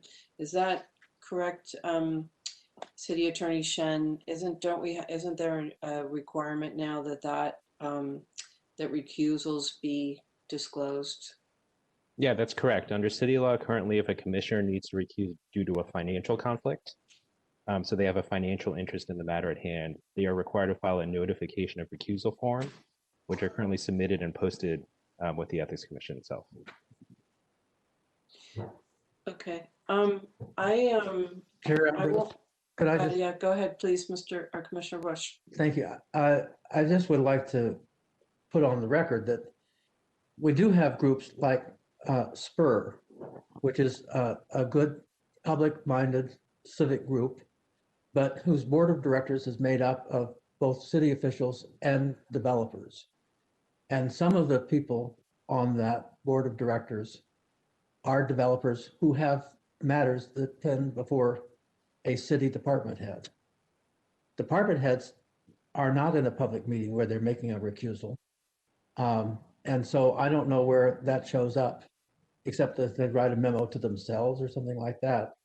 So I think that there's an issue to be explored here. Well, but just to be clear, even if you're a department head, I mean, you got to separate, what's legal versus, I guess, maybe who the universe is that something gets disclosed to that we can examine, as Mr. De La Rosa pointed out, in the next controller's report, which I hope you'll work very closely with commission staff on. We're going to focus specifically on what do you know and how can we find out that you know it, basically the whole disclosure regimen for our ethics laws. So we can come back to that there. But if you're a department head and you have, I don't know about SPUR because those you're not paid, but if you're a department head and you have a financial interest in a matter before your department and you're going to recuse yourself from being involved in it, at a minimum, I'm assuming that that department head notifies their appointing officer, which would either be a commission or it would be the mayor or the board of supervisors, depending upon who it was that they were explaining why they couldn't perform, their expected duties. But with that, I want to turn it back to Ronald because we need to make an announcement and solicit public comment. And then just so we all know, when this item is concluded, I'm going to take I'm going to say maximum 10-minute break so that everybody can eat a granola bar or something. And then we'll come back and do the budget item. So Ronald, if you could please call for public comment. Madam Chair, we are checking to see if there are callers in the queue. For those already on hold, please continue to wait until the system indicates you have been unmuted. If you have just joined this meeting, we are currently on the public discussion on the motion of agenda item number 7, presentation by the Controller's Office on January the 11th, 2021 report, preliminary assessment, ethical standards for contract award processes of the Airport Commission and other commissions and boards, and discussion and possible action related to report findings and recommendations. If you have not already done so, please press *3 to be added to the public comment queue. You will have 3 minutes to provide your public comment, 6 minutes if you're online with an interpreter. You will hear a bell go off when you have 30 seconds remaining. Please stand by.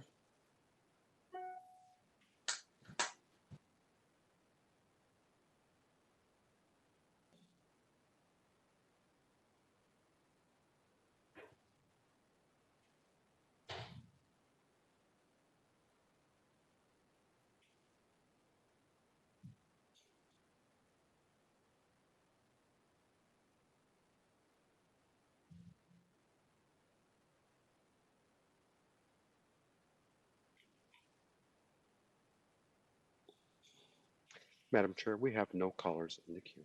All right, public comment is closed. Then it's 12:09 on my computer. Would everybody be okay if we came back like in 7 minutes? I just want to keep moving things around. So I'm going to say, oh, it's 12:10 now on my computer. I'm going to say we're going to be back here at 12:17. I'll see you all then. And at that time, I didn't give Director Pelham a chance to say anything as final remarks or a chance to thank Mr. De La Rosa and Mr. Rydstrom. Thank you very much for your work, and we will be working with you intensively during the preparation of your next presentation because it involves us so closely. Okay, anyway, all right, see you at 12:17. Thanks.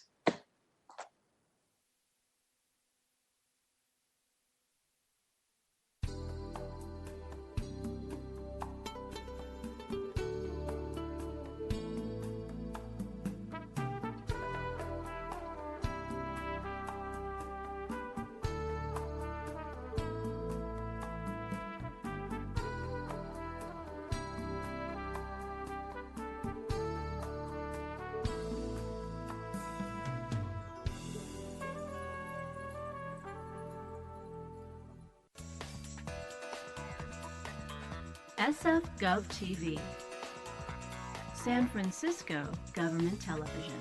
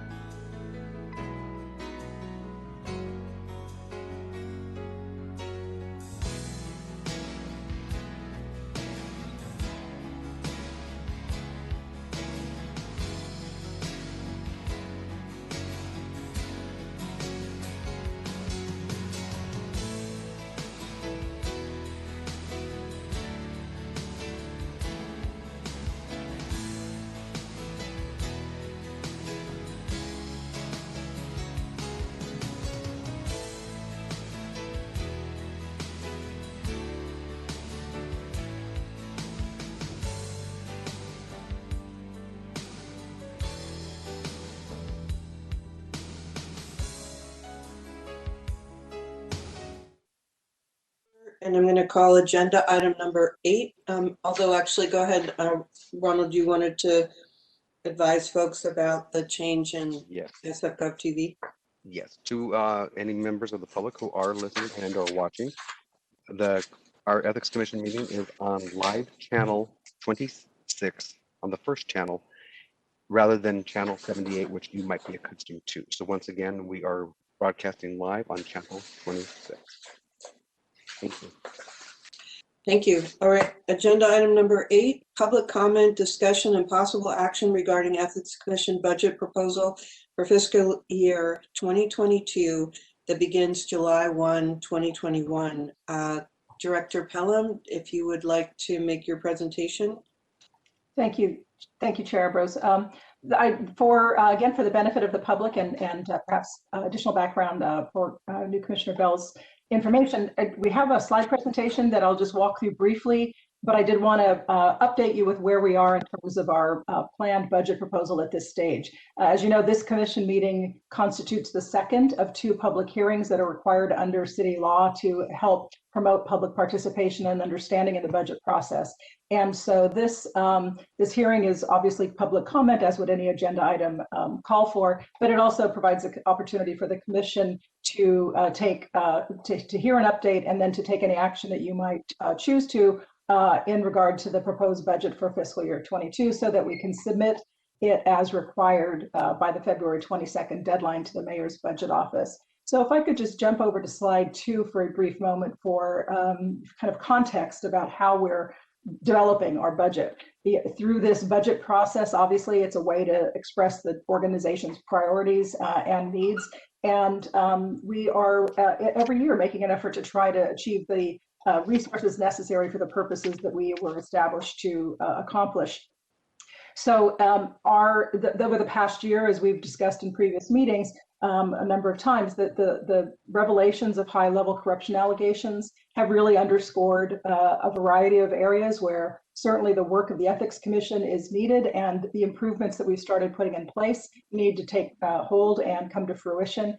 And that requires sufficient operating funds in order to do that. As you know, from our perspective, our commission has for too long suffered from a lack of core funding that's not enabled us to do the work that we in fact need to do. And so for us, the work of preventing corruption from occurring, preventing it from taking root in the city really means more than investing in the status quo. If I can take you to slide 3 as a snapshot of our current funding and full-time equivalencies or FTEs. This slide is familiar to you. I won't go through it in detail. It includes a rough distribution of our existing funding by program areas and distribution of staffing by the types of functions that we have. In slide 4, this is where we talk about what our budget proposal is that we're envisioning. And as recommended in our budget request that we plan to submit, we would be requesting a total fiscal year 22 operating budget of $6.5 million for the commission. That $6.5 million would be a 26% increase over the commission's current operating budget of $4.7 million, and it includes a 33% increase in staff positions by 8 new positions over our current levels. There are 3 key areas where this will enable us to pursue our essential needs and to address essential needs. First, it will allow us to retain our existing organizational capacity. You've just heard from the Controller's Office. We've had several reports from that office. We had the BLA's performance audit of us this past year. Our existing organizational capacity is really critical to make sure that we're able to continue to see through those recommendations and address the findings that those reports have contained on the policy front, on the enforcement front, on the audit front, across our operations. That's essential. And so we're continuing to propose that we have full funding for all existing position authorities. Secondly, on the following slide, this goes back to our training and outreach that we believe are necessary to develop and deliver and support city employees and leaders at all levels in city government in practical ways of understanding and applying, navigating ethically through difficult decision making. Clearly, we are in very difficult, stressful times in public service, And it is often the case that that's the time when people feel the pressure to cut corners the most. Particularly at this time, if we need to take action now to begin to address that and to begin to try and support the city's workforce in a much more exhaustive, thorough, and comprehensive way that really says to the city's workforce and the public we serve, this matters, and we're going to fund in it so that we can create a stronger city government together that works for all San Franciscans. Our view is that that requires 4 training specialists that would hit the ground running with techniques and training, but we would help build content focused on the city's needs around ethics at work. Moving on to the next slide, the proposal that we also are plan to submit is investigative resources that would enable us to reduce our existing case resolution times by 40%, so that it would be no more than 18 months on average from the time that the enforcement division identifies allegations, either receives a complaint or initiates a matter, to the date of final action by the commission to resolve that matter. This would also at the same time enable us to increase the number, the proportion, the severity of cases that our investigative staff examines and investigates. So that capacity to initiate proactive investigations would be here. We want to be making sure that we're focusing most of our resources as we can to address areas where there is a threat to the most severe public harm to fair and accountable government. We've identified 3 new investigative positions to enable us to do that. Lastly, one area that we did not talk about last month, but in continuing to refine and reflect on our budget proposal and the needs that we have to accomplish it, we've identified one additional position that we believe is essential to be able to not just track and develop the sort of performance work that we are initiating, but need to expand office-wide. But we also need a position that's going to help us communicate that to the public. Somebody who will be the sort of set of hands that will help drive the process of establishing, embedding, reporting on the performance and programmatic impact metrics that we're starting to put in place, because we believe this is essential to make sure that we can both check our own accountability, check our own impact and progress, but that we also have to do a better job of engaging the public, as you know, with what the commission is doing and how we're going about doing our work, so that we can engage in conversations on a regular basis about ways to shape that work to make sure that it continues to be effective over time. One program performance and reporting analyst is a position we've identified for this purpose. So that's the asks that we believe are essential to the budget that we plan to submit on February 22nd. It is not shy about identifying the needs that we see that we believe are essential. We also know that at the same time, we have to address the mayor's instructions to all departments to prepare cuts, should they be imposed, given the ongoing challenging financial straits that the city is existing in. We know that. We have identified how we would respond to the proposed 10% cuts and their impact. I won't go into detail on this slide, number 8, but it shows the level of funding that would be required. If you could just advance it one more to show these numbers. There you go. Thank you. The mayor's budget instructions, you'll recall, are asking for a 7.5% cut plus a 2.5% contingency. And so this is what that would translate to for our operations in the next 2 fiscal years. As to how we would absorb those impacts or those cuts if we were to be faced with them, in fact, there are 3 significant areas of impact, and this is the first of the 3 slides. Before I'll turn it back over to you, Chair Ambrose, for any discussion. But there are 3 areas of significant areas of impact. The first is that we would be faced with eliminating 3 staff positions that are focused primarily on departmental administrative support. These are positions that, when we look to the future, if we were faced with that operating with drastically reduced staffing resources, in my judgment, we would need to be able to have resources on board that can be asked to do a broad range of duties, and not all of our positions are classifications where we can ask that of them. So we would be forced with having to make choices about where we would retain positions and ones we would not be able to retain. we would not be able to retain the positions that would be providing departmental support primarily. This has consequences that are identified in this slide. The high level of it obviously would delay issues related to response times, importantly for the public or others seeking guidance from us. Revenue collection would be impacted. Payments to vendors may also be impacted because these are some of the services that are currently being handled by these staff. And obviously, though that work would have to continue to be done as a city department, it would have to be absorbed by other staff, impacting the programmatic hours essentially we would have available to do the other work that we're endeavoring to do. We would also have to completely cut our seasonal hiring of temporary staff to handle as needed work during an election season, as we have done in years past. Turning to the next area of impact on the following slide. This is an area when we looked at the options or the alternative approaches that we discussed in the first meeting on January 21st about the budget priorities. Here we have looked and of all those options, we think that we would not be able to further make progress on the citywide e-filing form of Form 700. Electronic filing project, and this would be the project, as you know, that would allow for the line of sight, as the controller might describe it, into the financial interest that's over 3,500 city employees who are designated by their departments to file Form 700s because they make or participate in making governmental decisions.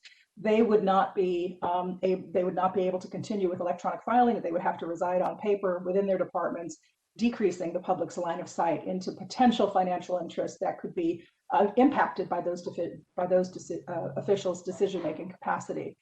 This project would have to stop until we have a reason to think the project is not going to be able to be funded next year. We continue to make progress and we will keep moving forward. But if we did face cuts, we would have to absorb this, and this program would have to come to a stop until resources were available. And then lastly, the final area where would be impacted by targeted cuts is in the area of staff training. We have made some strides in the last couple of years of having increased funding with our staff levels that have increased to the level that they currently are. But this would basically pull that ability back. We would have to cut the $20,000 that is the current budget for training.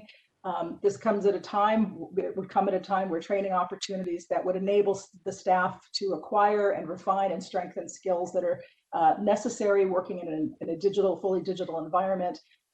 It would impact our ability to kind of keep our skills sharp and in the leading edge where we believe they can be and should be with a bit of training. So that's the sum and substance of the areas where we would have to have absorb these cuts if they were required. The one other document that is attached to the report that I provided is the attachment that I received from Chair Ambrose at the last meeting on the budget priorities. You'll recall the commission discussed how it might express the views that you have about the impact of the budget cuts were they imposed, and your interest in the values that you would like to see expressed in the budget. There is a draft statement that Chair Ambrose has provided for your continued discussion today at this meeting. So with that, I'll pause and be happy to answer any questions. I also want to acknowledge and let you know that we have our Deputy Director and Chief Operating Officer, Gayatri Taikandil, back with us after a leave of absence, and we are delighted that she's here. It's perfect timing. And Stephen Massey, who has been acting as Chief Operating Officer on all things budget, our Director of Technology Services, both are here and able to answer any specific questions you might have from us. So with that, I'll pause and be happy to answer any questions after the commission's had some discussion.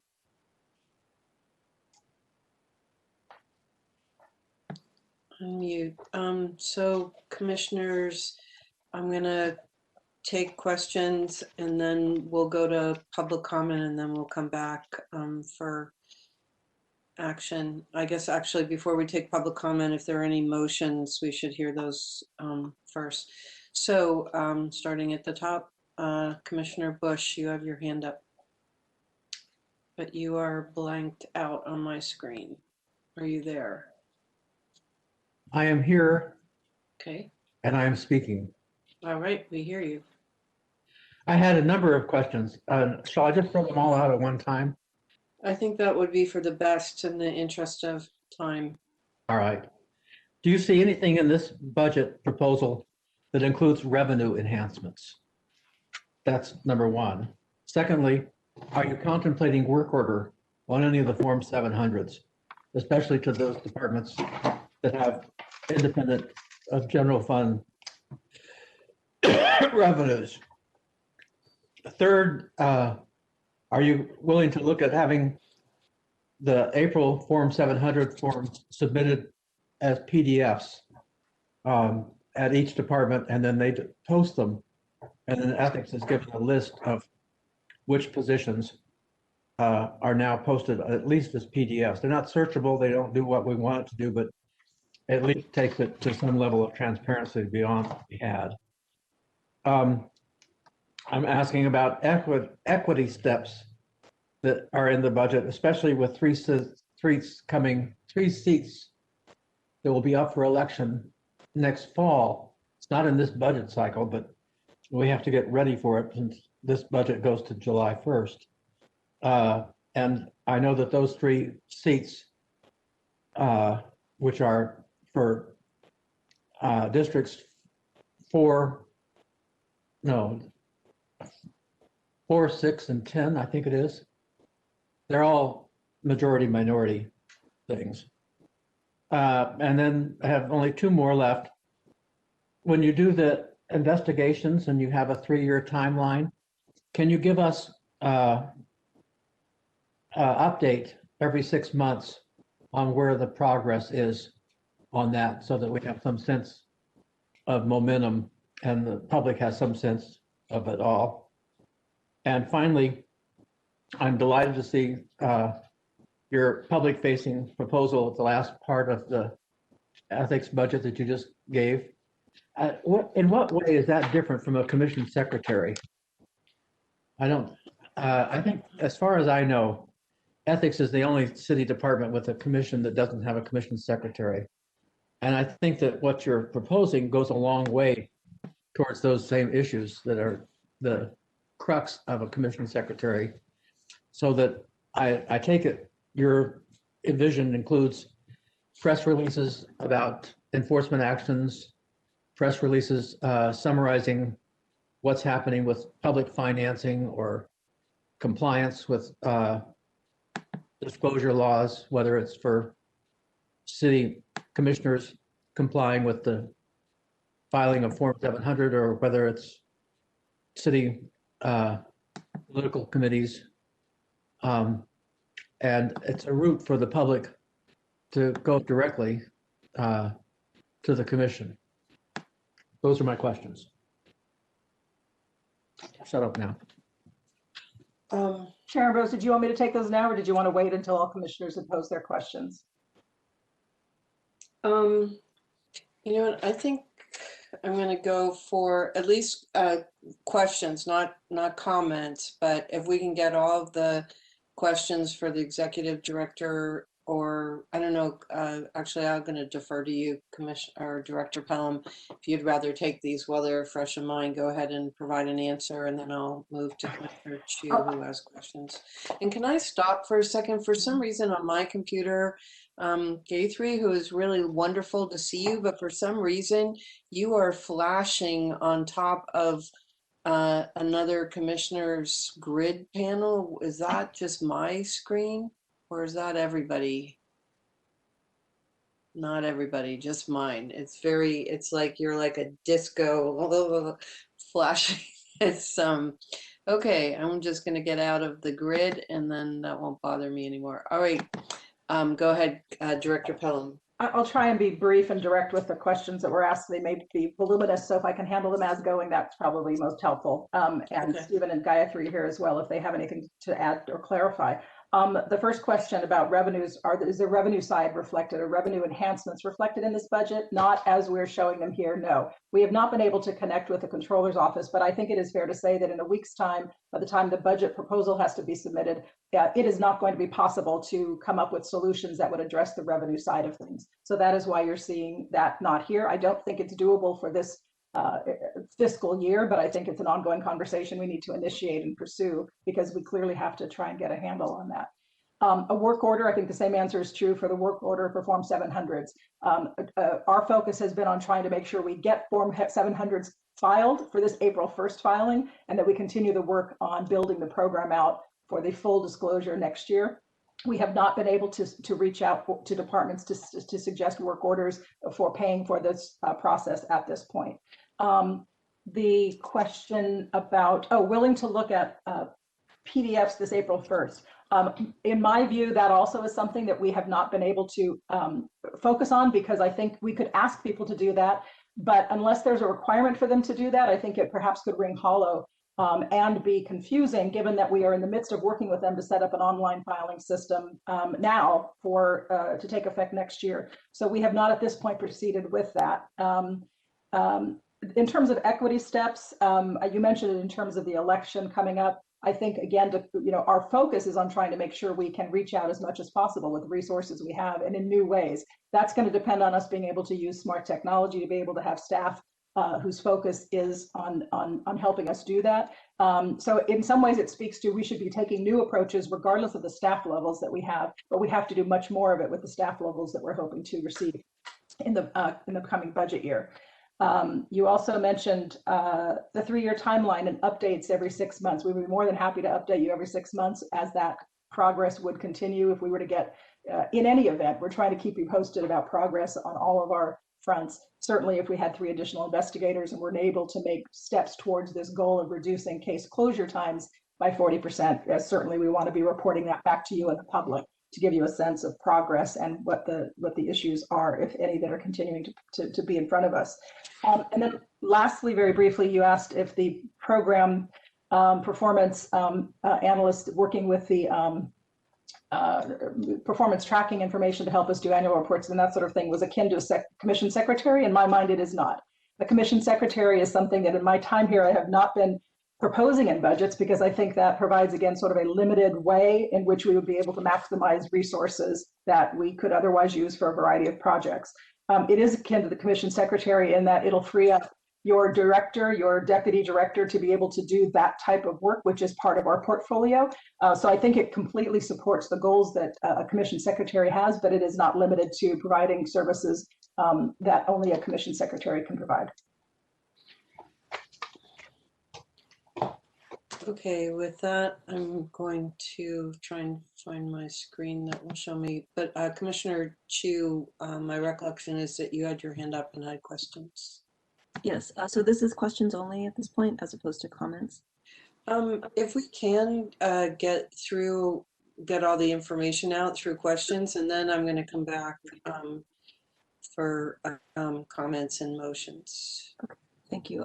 I had just had one question, Director Pelham, and that was with regard to the budget. I just wanted to clarify for my own purposes and also for Commissioner Bell, who's new to the commission today, what we will be submitting. There are directions from the mayor to submit a budget with the decreases as directed, and I believe we have to do that, but we are also having the opportunity to propose, our ideal budget, if you will, with the additional resources that we're requesting. Could you just do a brief recap for my education, re-education, and also for clarification? Sure, of course. Of Commissioner Bell. Yes, of course. Thank you for the question. The submission of a budget by a department on February 22nd will involve essentially a department entering into the city's financial system a series of figures that reflect what our operations would look like were we faced with a 10% cut. So the only, if you're a budget person in the city, the only budget submission you see is a department's entry of information into that system that reflects a budget that is 10% less than it is at present. That's the way the system is baked. So, and there are opportunities within that system to annotate what the impacts would be. But as has been our practice since in my tenure for the last 5 years, it's been really important to have a much more visible conversation about what that is and what the impact of that submission would be, because our request and our proposal that we would describe narratively and in attached documents that we send to the mayor and to the mayor's budget team is much broader. It will go through the asks that we have for these essential functions that are not yet being met. So the package, when we talk about a budget package, is what we're proposing that we believe we need to do our essential services. We will also have in that narrative attachment how we have entered the numbers into the system to reflect the budget cuts of 10%, were we faced with actually having those imposed on us, in fact. Does that help? Does that answer your question? That's very helpful. So to that point about the reductions and then the different scenarios that you outlined, and I think we discussed this very briefly towards the end of our last meeting, but just wanted to circle back to it. And that is, I believe there are 3 open positions that we are currently filling right now and are in the process of have yet to be filled.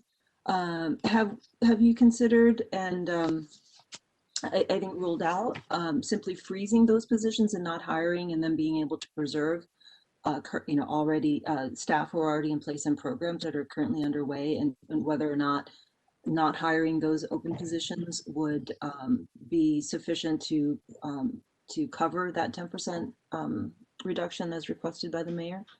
We did look at that question at the last commission meeting, the public hearing, and we kept looking at it after that meeting as well to see if there was a way of meeting the goals that we have for the work we have to do. And we rejected that proposal because it is the case that, again, I think if we are looking at what we are required to do under the laws that have been established for us, charter and elsewhere, we have a broad range of mandates that require this programmatic work to be done. The positions, actually 5 positions that we're continuing to hire right now, green-lighted by the mayor's office in December, are positions that we've had that are essential. So it's not the new positions that we're asking for. These are positions that we've had on the books but haven't been able to fill due to attrition and budget issues last year. So in my view, this is the time, or if we were braced with 6 or 7 less positions than we currently have, we have to have all those positions able to be deployed in every range of work that we need done. And so that, in my judgment, means we keep on a hiring plan as we are now until we're told otherwise. But we have every reason to believe we should be moving ahead, since the mayor's office green-lighted the hiring in December of these positions, recognizing that they are essential. But that work is work that's been far overdue to be done. So this is not this is where we landed on it, and my strong view is we would have to make the best of an awful situation, but we would need the maximum deployment of resources and range of experiences and skills necessary to get that programmatic work done. Great, thank you. That's helpful. And I guess my just last sort of observation would be, I've been thinking a lot about equity these days, and I know that the mayor's instructions are the mayor's instructions, but a 10% cut for the ethics commission with the staff of 24, has a disproportionate impact on our ability to deliver on the mandate that the city and people of San Francisco have entrusted us with, compared to a department with hundreds of people and tens of millions of dollars in budget. And so and I don't know if this will come up in terms of conversations or when we get to the attachment 3 with the statement on the budget funding and position that we take, that it's it feels to me that a 10% cut is not equitable to for a commission with a tiny budget of 4 million and change, in a city with a budget of 1.3 billion, and not 1.3, 13 billion. The city's budget is 13. Yes, 13 billion. And that a modest increase to support these programs, not a decrease, a modest increase. I mean, if we doubled our budget, we could barely scratch the surface of the work I think that we need to do. And that now is the when there is a crisis. In Chinese, the phrase is 危机, which means danger and opportunity. And that in a moment of crisis, the choices we make indicate what's important to us. And so I'll stop editorializing now and let others ask their questions. But I fully support the proposal that Executive Director Pelham that you put forward. To add resources to the commission staff in order to be able to do the work, and just ask the question: is that enough, given the ever widening corruption scandal There are 3 more controller reports that are coming. You know, is that sufficient to do the work? Right? Which seems monumental to create culture change, you know, in the city and create processes and procedures and programs to really turn the Titanic, right, away from the iceberg.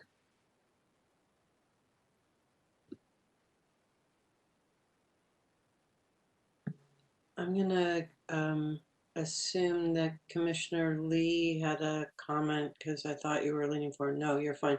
Okay, then I had some questions. I just want to make sure I understand. Okay, we have 2 budgets, the one we want and the one that the mayor requires you to submit with the 7.5% and then an added 2.5% contingency. I wasn't sure from your presentation how many positions, whether or not you would have to eliminate both all of the administrative support, which I'm going to come back to, and the Form 700 if you're under the 7.5%, or is that you just assuming 10%? The short answer is that this is the impacts 1 through 3 would be the 10% cut, but I'm going to defer, if I could, to guide for Deputy Director Tykendale, if she can walk you through how that operationally works. Just briefly, then that might be helpful. Sure. Okay, and then before I will go there in just 1 sec, but just to get my other whatever sort of question, you know, in your statement about the impacts about eliminating 3 administrative support positions, you only talk really about the administrative support functions, but those functions, as we all know, they're not discretionary functions in any department. Somebody has to answer the phone. Somebody has to respond to public record requests. Somebody has to pay the bills. Somebody has to, you know, keep the material going on. So that's 120 hours of work a week that somebody has to do if you eliminate the 3 people's positions who are doing that work right now. And that means that of the 20 people that are left in the department, that much, what is that? Like, you know, not all of those people can do that work. So somebody's going to have a third of their time or a quarter of their time doing those other functions. And so when you're writing the statement about what are the impacts of eliminating your entire administrative support staff, I think you need to explain that it's going to have an impact on policy and enforcement and compliance and legislation, because that's the real impact of that, taking that approach.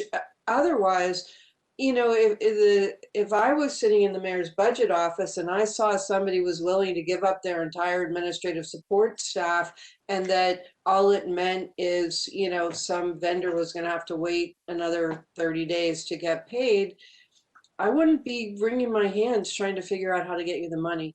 So that's one comment. And then the other one is with respect to the revenue enhancement and the work orders. We missed our chance, I realized, when we had the deputy controller on the line. I wanted to buttonhole him about getting access to the bond money for oversight. I wouldn't assume that we don't have the chance to do that in this fiscal year. I mean, when the budget appropriation ordinance goes to the board, it's a legislative action. They have every ability in the, you know, whatever it is, 150-page piece of legislation that is the budget appropriation ordinance, to write in there that, you know, some percentage of the controller's bond oversight review stash can be used by the ethics commission for an investigator position or something like that. So let's not put that to one side while you're in there. And because we all know this is just day one. You know, you submit your budget to the mayor and then let the wrangling begin. You know, it doesn't, the board doesn't adopt it until the hearings are what, in May and June. The actual budget isn't adopted until July. So let's you know, keep our foot forward on getting other sources besides the general fund for that. So now, Gayatri, if you wanted to trying to remember whatever it was that I was asking about. Oh yeah, the positions and how the 7.5% and the 2.5% gets broken out. Sure, Chair Ambrose. So in order to meet the 7.5% target, in addition to attrition savings target, which departments are expected to meet each year, we will need to consider the 5 positions that we have mentioned in the presentation. The reason being, as Leanne has mentioned— Wait, all 4 or 3? All the 5 positions, because in the presentation, you see there's administrative staffing mentioned, as well as 2 positions for the citywide Form 700 e-filing project. So in order to meet the 7.5% target, and the attrition savings target that departments are required to meet each year, we will need to pull from our salary accounts. The reason being, we have a very thin budget when it comes to non-salary type expenses. Majority of the expenses in that category are for maintaining our e-filing systems, basic infrastructure type expenses for the office, rent and telecommunications. So we don't really have a lot of room in that category of spend to be able to meet this level of production that the mayor's office is asking for. So that's the answer to your question.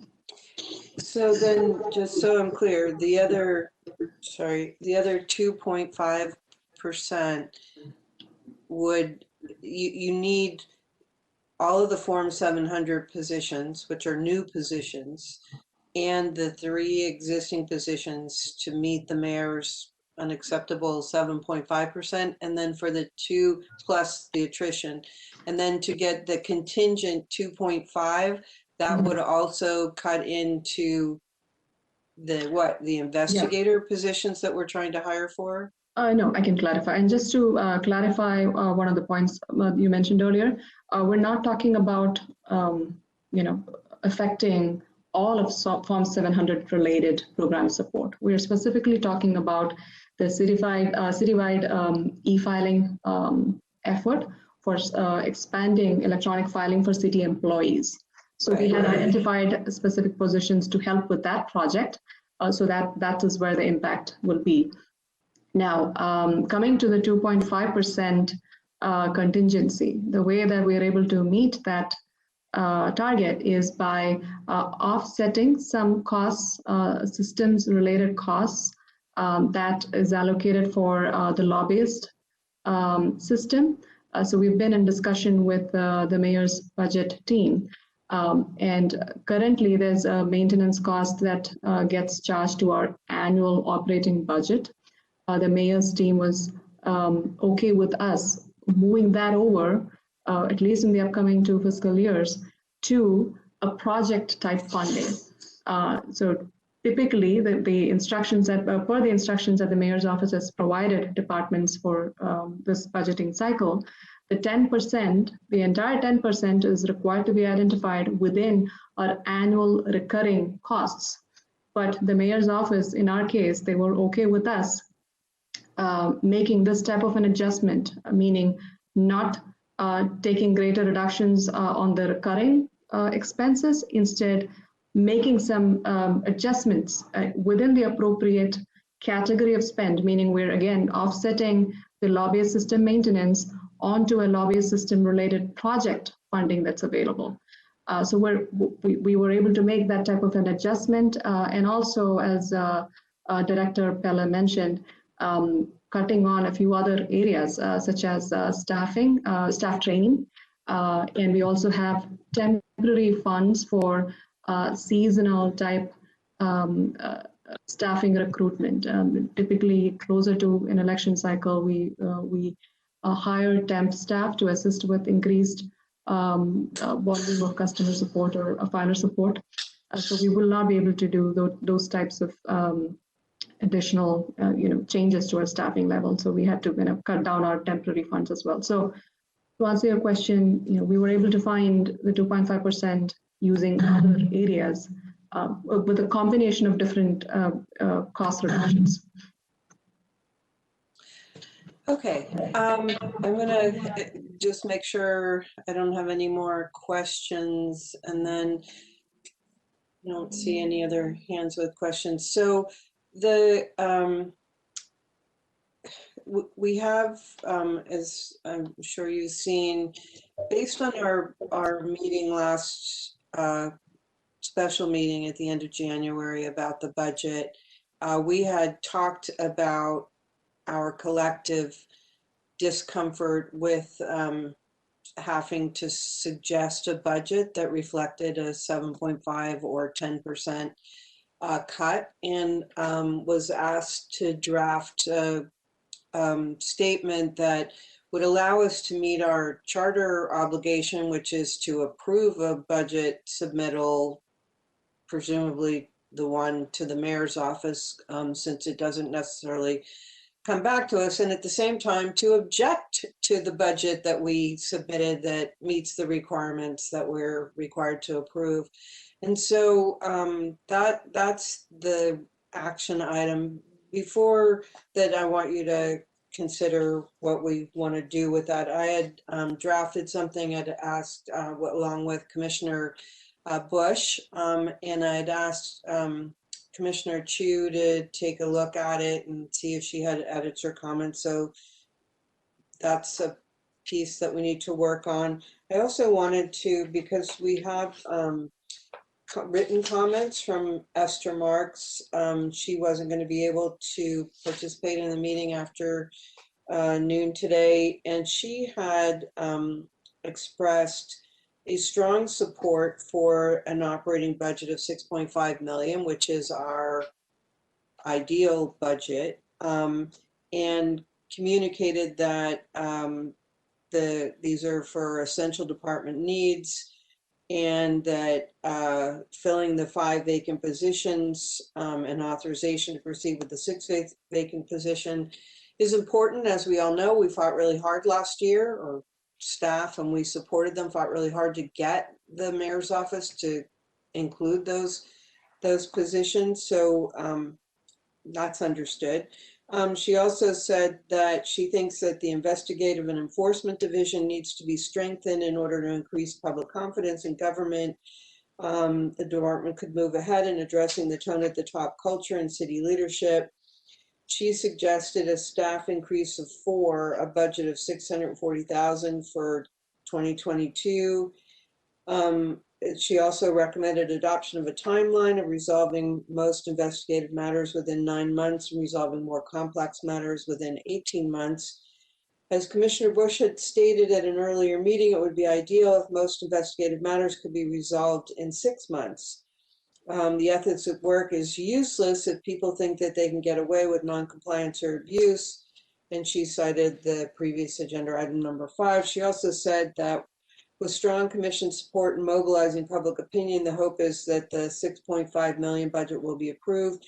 But in the event that there are reductions, she objects to eliminating the 3 administrative staff positions, those focused on administrative support. Her points are that elimination of on-demand response for assistance would mean the public would be limited in participating in ethics commission programs.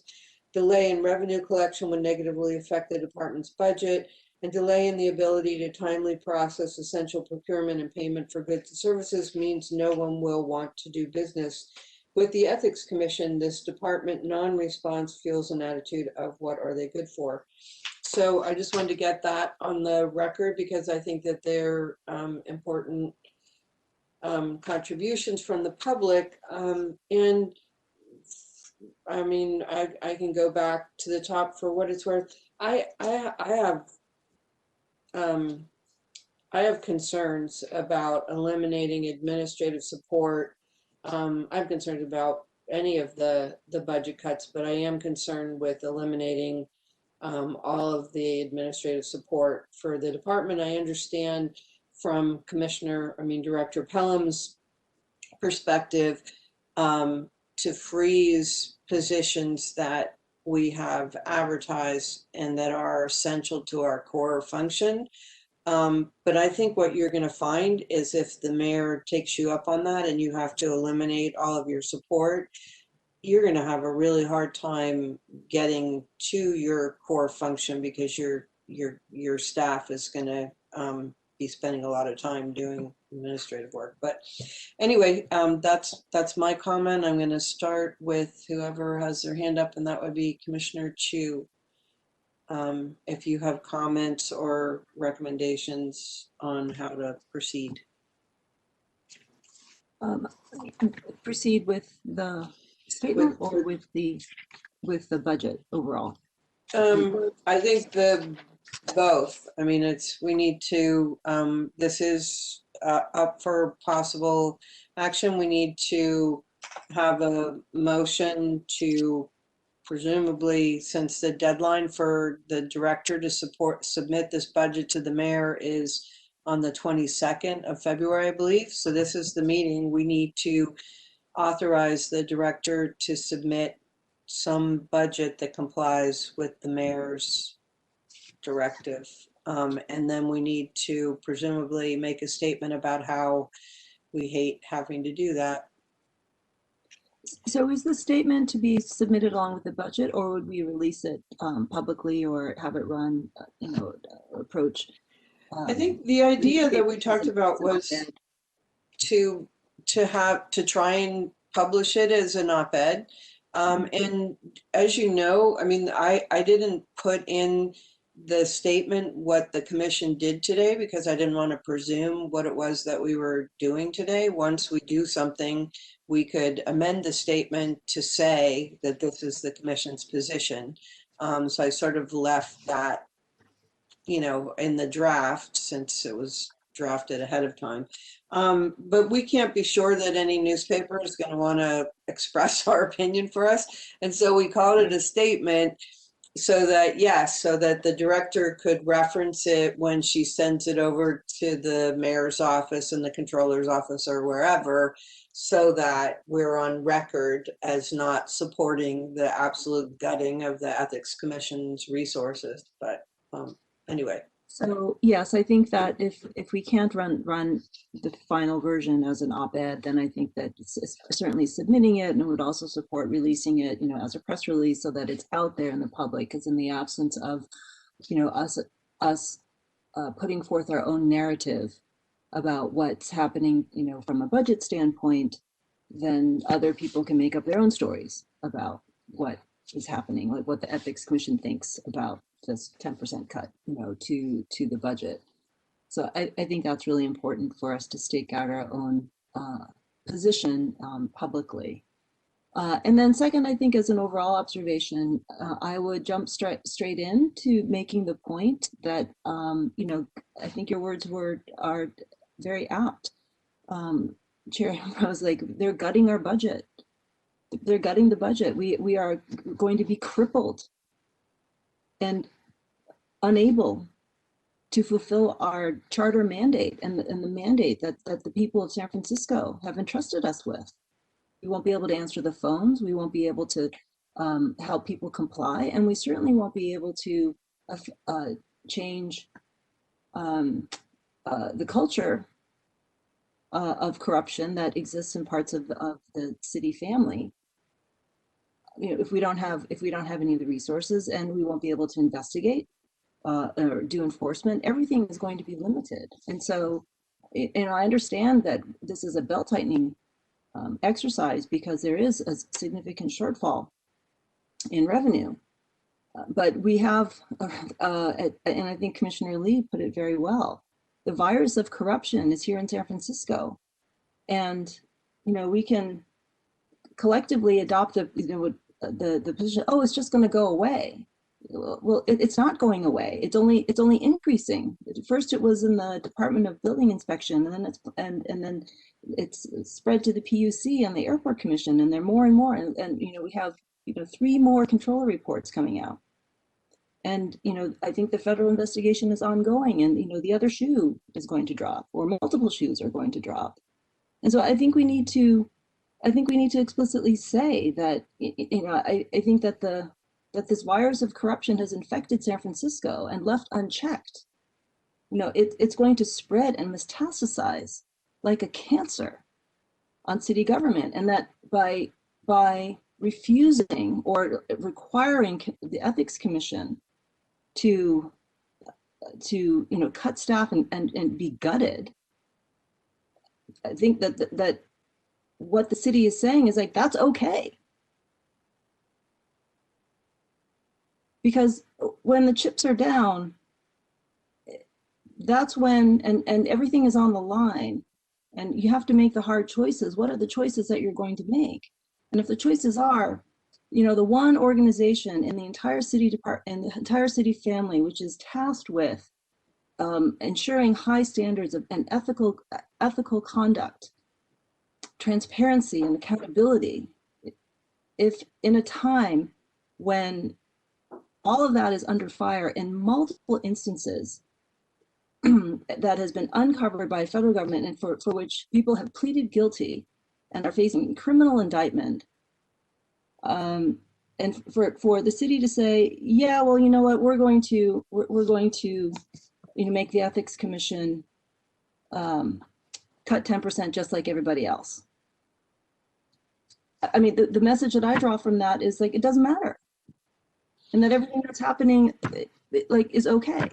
And I think, so I think that, one of the things I want to make sure that we're all clear on, though, at least in my understanding of how this process works, while the mayor asks everyone to show cuts across the board, as had happened last year, the end result that the mayor's office submits to the Board of Supervisors does not always reflect an across the board cut. I mean, that's just the beginning of the process. And so just to be clear, the reason for the tone in the statement, we are clear that we cannot withstand a 10% cut, but we don't want to presume that it's already been dealt out to us and that therefore the message is that corruption is, in vogue in the city. So, I mean, there's a balance there. What we want to say is, and I'll be honest with you, I would hate to be either the board finance committee or Mayor Breed right now, because it's going to be ugly. I mean, there's no question about it. It's like revenue is down. It's going to be down even more over the course of the fiscal year, whatever their projections are once assessments start changing. I mean, and there are a lot of problems in the city. I mean, you just have to open the newspaper every day. It's going to be ugly, and we may not get what our ideal is. And I guess the question is how, in my mind, is how can we get as much of our budget off of the general fund as possible and into the sources of revenue in the city that are not affected by taxes? And I think that's where Commissioner Bush has been going with the work orders and the bond oversight, because there are capital funds. Capital funds are based on bond issues that you pay off over 20 or 30 years. And our budget's so small, we would just be like a minuscule little piece of that.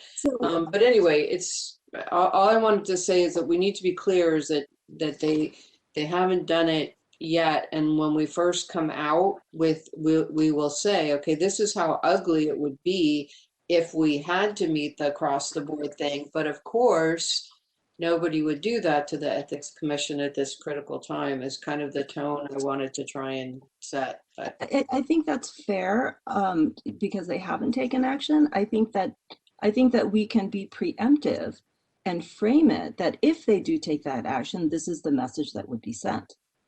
Right. And that I think it would be also helpful to propose that, are there, alternative sources, and that, should the departments that have, been publicly identified by the U.S. Attorney's Office as having, these problems, should they not, through a work order, support training? I was impressed with what the Airport Commission had done in terms of addressing the procedural and programmatic and rules deficiencies that the controller's report had identified. What has the Department of Building Inspection done? What Public Works done? And that have they decided to committed to putting their house in order? And can they partner with the Ethics Commission by creating a work order to conduct a training? for all, employees above a certain level, to be able to do that, so that it's not so much, ethics going hand in hand to the Board of Supervisors and the mayor asking for funds, but, tasking those who have the most need of change, to be part of that change and to invest the resources to affect that change within their organizations. Right. Yeah, no, I think that's fine. So I'm sorry, go ahead, Commissioner Bush. Just a few points. One is that in earlier administrations, when you faced significant budget cuts, it wasn't an across-the-board budget cut.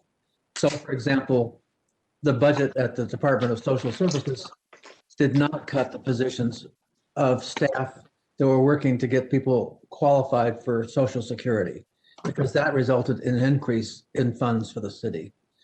And San Francisco's Ethics Commission is in a similar situation where better investigation and more timely investigation on whistleblower cases might reduce the amount of money that we're paying out in court costs, because a significant amount of money goes out from San Francisco city budget due to court decisions on San Francisco out of whistleblower cases.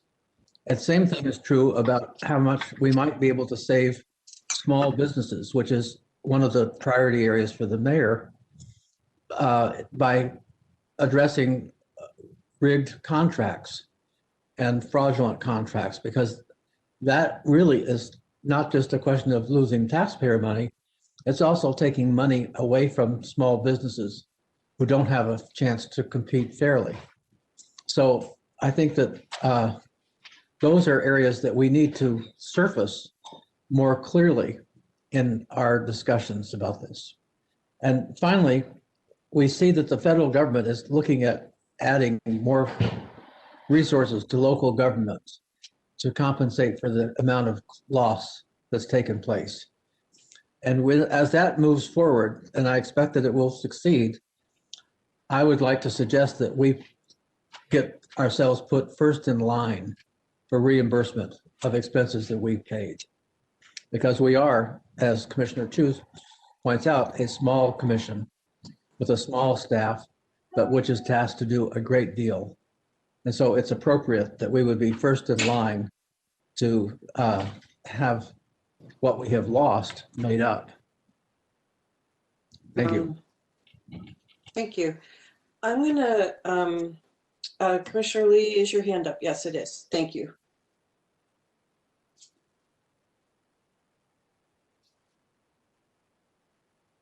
Thank you, Madam Chair. I echo my fellow commissioners' comments. Just want to suggest that very unfortunately, every time when there's a budget discussion, support staff is always in the front line being, cut. Whether it's going to ultimately happen or not, but there's always been an acceptable proposal that let's put the support staff out there first. And it seems like people find it easier to say, yeah, we could do without the 3 support staff because other staff can step in to do the work. And I wonder if the director and deputy director can answer this question. In lieu of the 3 support staff recommended cuts that you made, what about a particular program, let's say 700 outreach program, something that people can really grab their attention to, that this is what it means by requiring this 10% cut, we will not be able to do A, B, C, and D as per our mission at the commission, because it's a very easy excuse for people to say, well, you're just losing the 3 support staff. All of us are suffering, so deal with it. But if we come in and say, this is what it means, we're not going to be able to do 10% of what we are required to do. this particular program, then it makes it harder for folks to just dismiss it and say, okay, here's your 10%. And I agree with the chair. This is just the beginning of the fight, and it's going to be a tough fight. But, you know, we are facing a huge ethics challenge for the next year and beyond. So, you know, we just have to find ways to fight it.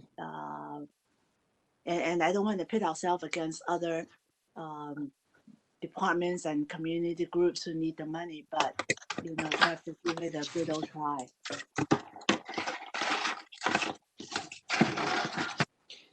Somebody's not muted. Is that me? Making noise. Chair Ambrose, I would just like to echo Commissioner Lee's, Vice Chair Lee's point. To the extent that we can make the impact more real, and as to what would that look like for the public, that questions about I'm a candidate and I have questions about what forms I need to file. You're not going to get the answer to the question. You're not going to be able to speak to a real person. Public financing, if you want to apply for public finance funds, it used to take X time, it's probably going to take 3 times as long. So to the extent we can quantify and tell these stories about what we won't be able to do and what that means for the public and for officials, I think that it becomes all the more tangible and real and powerful as to what the impacts of the cuts would be. I think that that's an excellent point that Commissioner Lee made.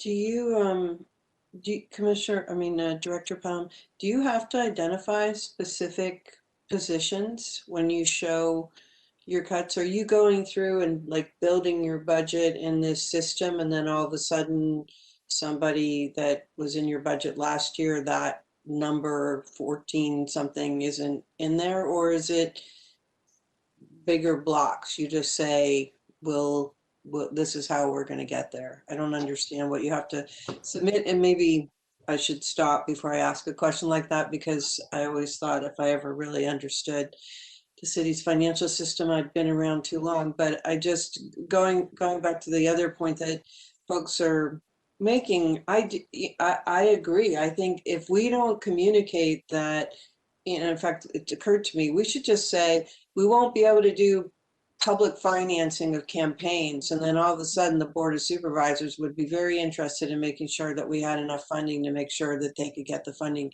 that they needed for their next election cycle. So are we being unstrategic in identifying positions that are not clearly articulated as being essential to our being able to perform all of the substantive things that we do? So I hope that that message is getting it across. I also though want to, because I am concerned about moving forward, I want to make sure that if there is somebody out there in the public that wants to testify, that we hear them. So actually, Ron, I'm going to ask you to go ahead and read the notice for public comment and see if anyone's been able to hang in there long enough to comment. Thank you, Madam Chair. We are checking to see if there are callers in the queue. For those already on hold, please continue to wait until the system indicates you have been unmuted. If you've just joined this meeting, we are currently on the public discussion on the motion of agenda item number 8, public comment, discussion, and possible action regarding Ethics Commission budget proposal for fiscal year 2022 that begins July 1st, 2021. If you have not already done so, please press *3 to be added to the public comment queue. You will have 3 minutes to provide your public comment, 6 minutes if you're online with an interpreter. You will hear a bell go off when you have 30 seconds remaining.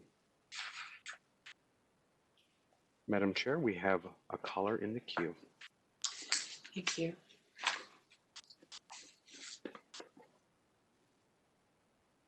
Thank you, caller. Your 3 minutes begins now. Commissioners, my name is Francisco da Costa. When the last time I participated in your deliberations. I described the state of affairs with the Sunshine Task Force, the Ethics Commission, the city attorney, and the controller. Nothing has changed. Now, our mayor, in the middle of this pandemic, has taken a raise. She makes $400,000. As far as I know, I've been following the Ethics Commission from day one. You all need to put a plan, a business plan, and submit it to the mayor directly, not to the controller, not to the city attorney, to the mayor directly. The Federal Bureau of Investigation, if you know something and you're the Ethics Commission, zeroed in on the mayor. The FBI is still monitoring her. So if Harlan goes down, or Naomi goes down, or Juliet jumps the ship, or some others, there are about 30 or 40 in the pipeline that the Federal Bureau of Investigation was forced to come and clean up because the Sunshine Task Force, Ethics Commission, the Controller's Office, and the City Attorney did not do their job. Nobody's going to tell it to you as strongly as I am, and I do send you all some emails, which I think all the commissioners should read. We have corruption in our city that has reached saturation point. Why do you think we created the Ethics Commission? What has the Ethics Commission done in the last 15 years when it comes to a whistleblower who is brought to your attention that millions of dollars are being wasted? What have they done? Nothing. What has the Controller's Office done? Nothing. So, we have a budget of $13 billion, and it shouldn't be a problem to give the Ethics Commission the full amount that they are asking to have resources to serve the constituents and the taxpayers of San Francisco. But you need to write a letter to the mayor and have that letter published in the newspapers.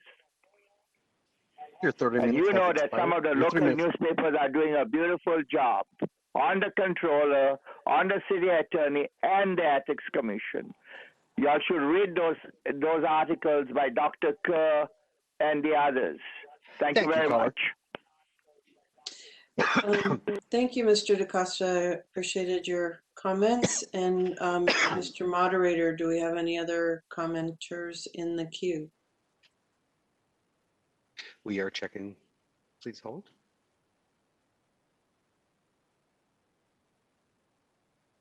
Once again, if you have just joined this meeting, we are currently on the public discussion on the motion of agenda item number 8.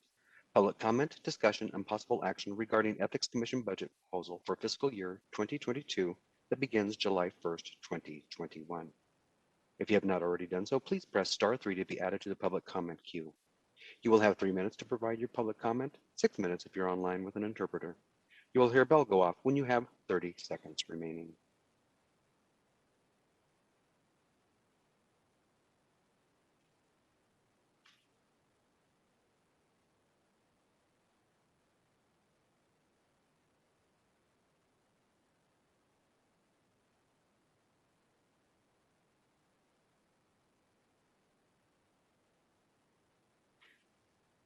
Madam Chair, we have a caller in the queue.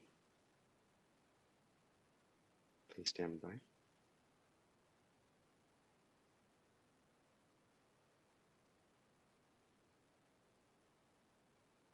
Thank you, caller. Your 3 minutes begins now. Thank you.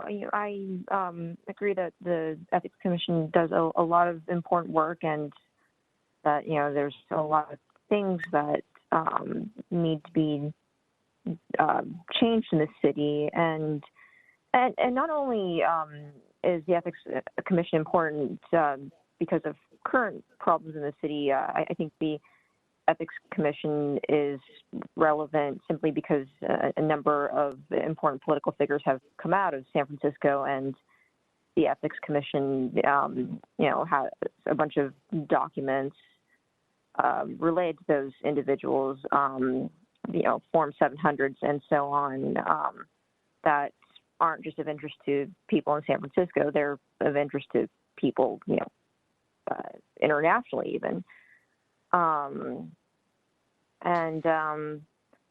So yeah, I think that the functions of the Ethics Commission are really critical, and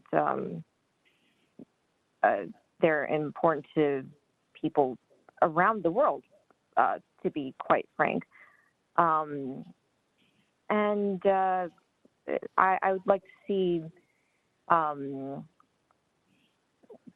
the ability to research documents and stuff expanded and maybe made easier to the lay public. Certainly having staff would make that more helpful, especially now that we're in sort of this sort of virtual world of Zoom and all that. Not all of the electronic tools are necessarily the most user-friendly and the easiest to search for, say, keywords and all of that. I don't know if those tools are ones that were chosen by the Ethics Commission specifically, or ones that are used by all city departments that the Ethics Commission got stuck with. But yeah, just being able to expand the tools of the Ethics Commission, not just for the Ethics Commission itself, but for the general public so that they can use them, would be of great benefit to pretty much everyone. And so, yeah, certainly I think it's important that the Ethics Commission does have an adequate budget, and that the Ethics Commission, use it judiciously. Thank you.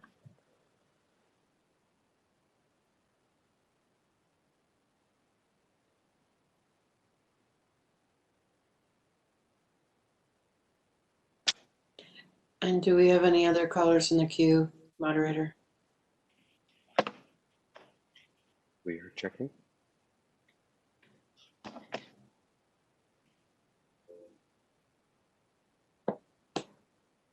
There are no more callers in the queue. All right, so public comment is closed on agenda item 8, but we need a motion. We maybe need 2 motions, one relating to the proposed op-ed, and one related to what the director needs from us, which is authorization to submit a budget into the system that's in compliance with the mayor's across the board directive. So do I have a motion from a commissioner on either of those 2 topics? And I know Commissioner Chu, I had asked whether or not you had specific edits to the statement or the letter to the editor. I don't know if there's any specific language.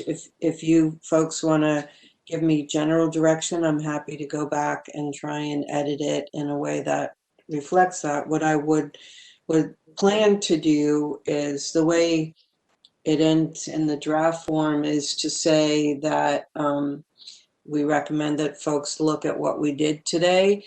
Instead of that, I would say what position we took and something more definitive about, as you have all expressed, about how we don't want to see the Ethics Commission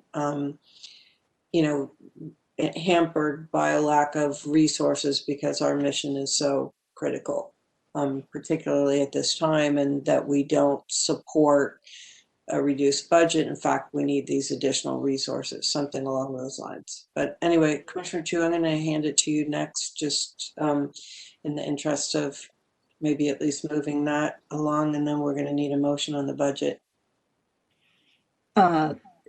Yeah, I would, I mean, I can send you specific edits, but I think that along the moving, revising in the direction that you just mentioned, I think would be helpful. And then I think maybe making the distinction that reducing our budget, gutting our budget, would be sending the message that the status quo, with corruption and troubling culture, right, is okay. I think that's the main message that I would want that, so that if the board and the mayor enact these 7.5%, 2.5%, 10% reductions, that's in effect what they would be saying, is that Okay. the status Yeah, quo. I agree. I think we could, I just wrote down what you said, so I'd be happy to include a finishing statement. And actually, it was Commissioner Lee the last time. There's sort of two things. She had said we need a signing statement in the same way that I guess when executive orders are written, the president will try and control the legislative history on the action by writing a signing statement. So that would be the other motion, which I envision as being something to the effect of we authorize the executive director to submit a budget in compliance. And the reason why I say a budget is because while we understand what you said about what the combination of positions, I think you heard what we're saying about how we think administrative staff are important, and that needs to be reflected in your communication to the mayor about what the impacts would be and how you frame that.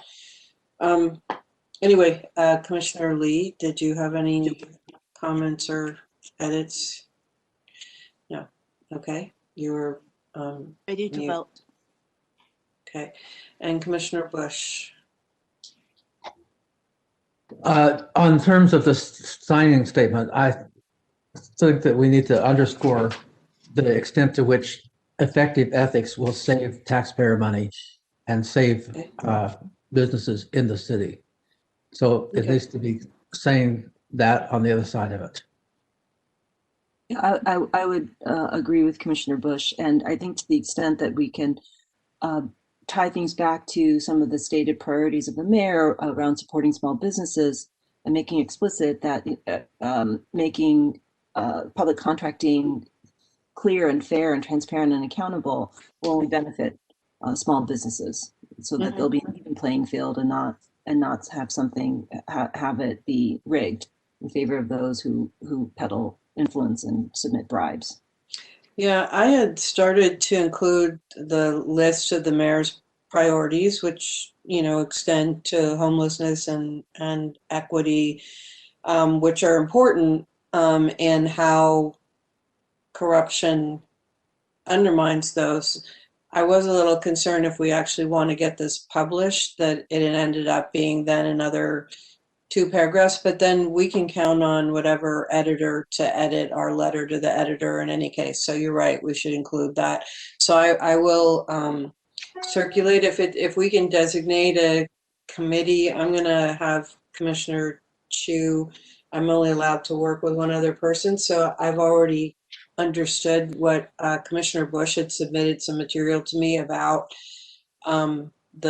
the financial and business impacts and the other mayor's ideas. So I'm going to take those, and then I'm going to work with you, Commissioner Chu, if we have the support of the commission to get out the final version of the letter statement, because I think we all know where we want to go with that, but I need 2 motions along those lines. One, to authorize the director to move forward with an authorization to submit the budget as required, absent commission support for the reduction reflected there. That would be my motion on the budget, so that we have a succinct resolution, so that when the director sends it over, in addition to this long statement, that they may or not read. It'll be really clear that the commission's resolution was to authorize the executive director to submit the budget as required, provided that the commission does not support a 7.5% or 10% reduction in its budget. Is that any second for that motion? A clarifying question, if I may, Commissioner Ambrose, would that budget submission incorporate the suggested changes that Commissioner Vice Chair Lee had proposed with providing a little bit more detail or information around what the impact, what administrative staff reduction would mean? Absolutely. I'm assuming that all of our directions to the executive director as to how better to present the alternatives is something that she's going to incorporate in her submittal. I guess with respect to the other thing I was going to say is we're going to bring this back at least by April for further consideration by the commission as we understand better what the mayor's actually going to submit or whether or not we got money from any other sources. But anyway, but yes, I'm assuming that going back to the motion that the executive director has heard that we're not fans of just throwing the administrative support staff in the front of this list. I'm confused about where we landed with regard to the option that we were going to use. So there's options 1, 2, and 3. One is without the administrative. One is with the administrative staff, or we're not trying to do that. So I'm just a little confused on where we are with what we're proposing. I think maybe I should let somebody else answer that. We're going to take a crack at it. I think I think in terms of the options at the last meeting, there were more options about how to move forward, and they included cutting the, for example, the investigative staff, and our direction back to the executive director was not to do that. And so left with that direction, my understanding is that her recommendation is that the only way forward is to eliminate the administrative support positions and possibly the Form 700 electronic filing positions. I mean, if we, and that's why I guess I was saying, I think that it's going to be important that we get regular reports on how things are going with the mayor's budget office and have it come back to us in April as well. Because if it comes down to a 4% cut, I think we might have further discussion about whether or not that involves cutting existing staff positions versus eliminating a new filing program. So, and I don't know, go ahead, Director Pelham, maybe you have a better, more clear answer. Well, I thank you, Commissioner Bell, for raising that issue. I think I might have been in the same seat as you on this. I think that, just to be clear, so at least maybe I'm taking away what I understand the commission to be reflecting. We are out of options, right? The proposal that's before in the slides today, each of those impacts would be bundled into what we would have to report to the mayor. We're proposing to report to the mayor would be the impact, and those are not options. They are 1, 2, and 3 combined together as the impact that each would have on us under this proposal. The difficulty, and I think to your comment earlier, it is clear all of us know and recognize our administrative staff are vitally important to our operations as well. None of these options that we've been considering is a good one or a tenable one at all in my mind. But we have to make a choice to what we are able to do the math with, because that's essentially what the mayor's budget system requires, is to do the math. So it translates to a $733,000 cut in this first year, assuming that is what might be imposed on the department.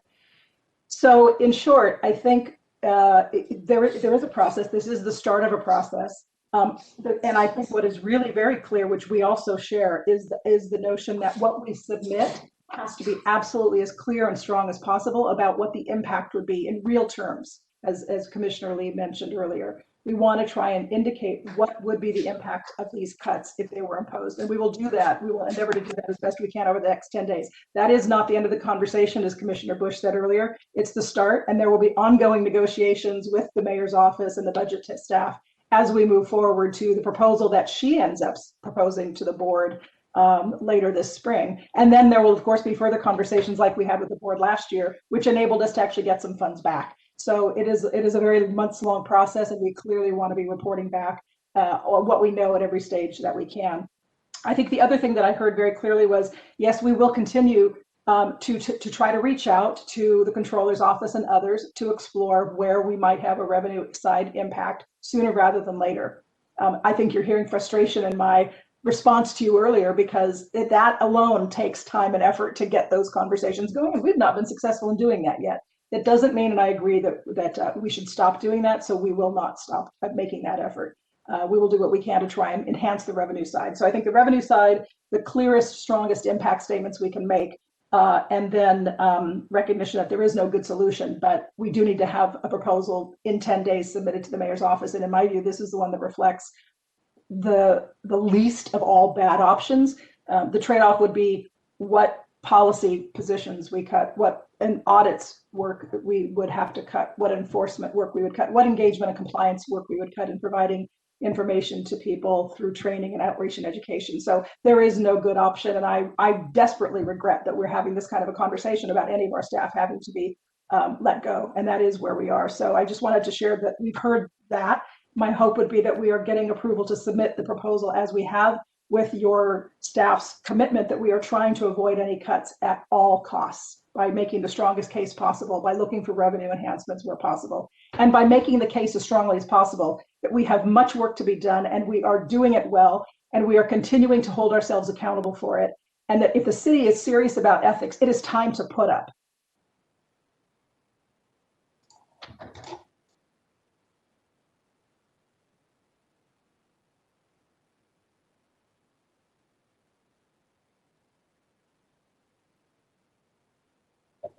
You're muted, Chair Ambrose. Sorry, I was saying, I was trying to recognize Commissioner Bush, who literally has his hand up. And Commissioner Bell, though, before I do, did that answer the question that you posed about the budget presentation? Well, if I understand it correctly, it is going to be the budget one with the 3 administrative positions are going to be the ones that are most in jeopardy. Those are the choices that were made in terms of all the bad choices. I just want to make sure that that's where we landed, is when I saw your PowerPoint, that was the one. Yeah, no, I'm afraid that is the proposal to submit to the mayor. I just want to, and then the rest of all this discussion is about how we're going to fight like hell to make sure that doesn't happen. Right. Okay. So I just wanted to be clear on which one, where we landed in terms of what we were going to be submitting in 10 days. Right. Okay. No, thank you for bringing that out. And Commissioner Bush. Thank you. I just want the submission to underscore in very vivid terms that we will continue an effort to add additional resources for our budget. As I understand from Director Pelham, one of the obstacles to that is the lack of staff time and the ability to reach out in new ways to obtain either resources from existing departments or from outside the city. I noticed, for example, that the district attorney has reported a behested payment for his office of $100,000 from a university program. And I also see that the district attorney has sent out a letter asking people to make contributions to pay for the district attorney's work. And so there are a variety of options, but all of those options, as Director Pelham has said, require staff time and resources. What we have in favor of that is that these requests are not for ongoing programs, but for one-time expenses.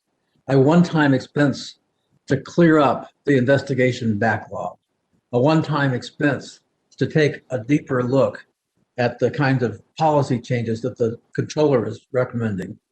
So there's a greater chance of finding a foundation or outside funding that will look sympathetically at us, because it's a one-time cost with an end point. And secondly, because San Francisco is a city that people look to for policy innovation, and people look to us because our Ethics Commission has the unusual ability to put a reform on the ballot itself. So I am recommending that any budget submission make it abundantly clear that we are going to endeavor through our own resources or other resources that we are able to assess to increase the capacity of the Ethics Commission in this budget year to get its movement forward. So I'm making that as a motion for our amendment. Okay, I'm going to ask you to, the motion is that we will continue to add, to seek additional resources to support our budget. That, in short, is that I just want to make sure we can state this clearly so that the minutes reflect what we did. Yes.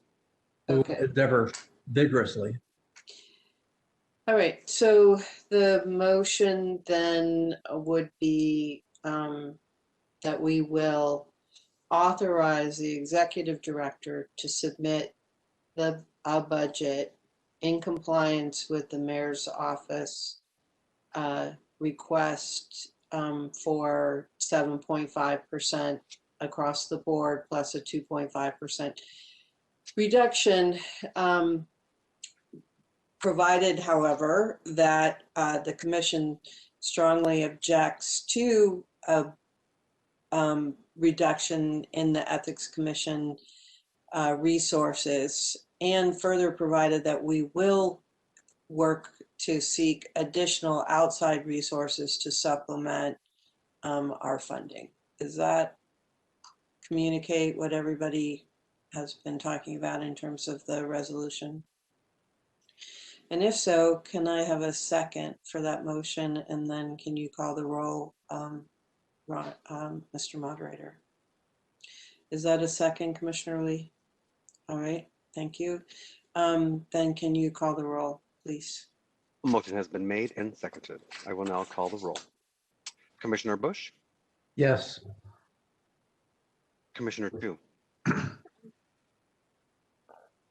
Or mute, Commissioner Chu. Commissioner. Aye. Sorry. Can you see that again? Commissioner Chu? Aye. Vice Chair Lee? Aye. Commissioner Bell? Yes. Chair Ambrose? Yes. With 5 votes in the affirmative and 0 votes opposed, the motion is approved unanimously. Okay, and then I'm going to ask for another motion to delegate to the chair and to Commissioner Chu to finalize a letter to the editor / statement reflecting the discussion that the commission has had in regard to its action on the budget for distribution post haste. All right, that's a second from Commissioner Lee. And Commissioner Bush, did you have a question? A comment that I know you've expressed some concern about the length of the message from us. But under COVID and everything else, very little is being printed on paper. It's mostly coming out in a digital format, even our daily papers. So I would not let that constrain me, other than that you want it tight enough that people will read it. But I wouldn't worry about an editor cutting it down. In the past, it was 500 words or 750 or 850 if it's a Sunday paper. I don't think those rules apply today. Okay.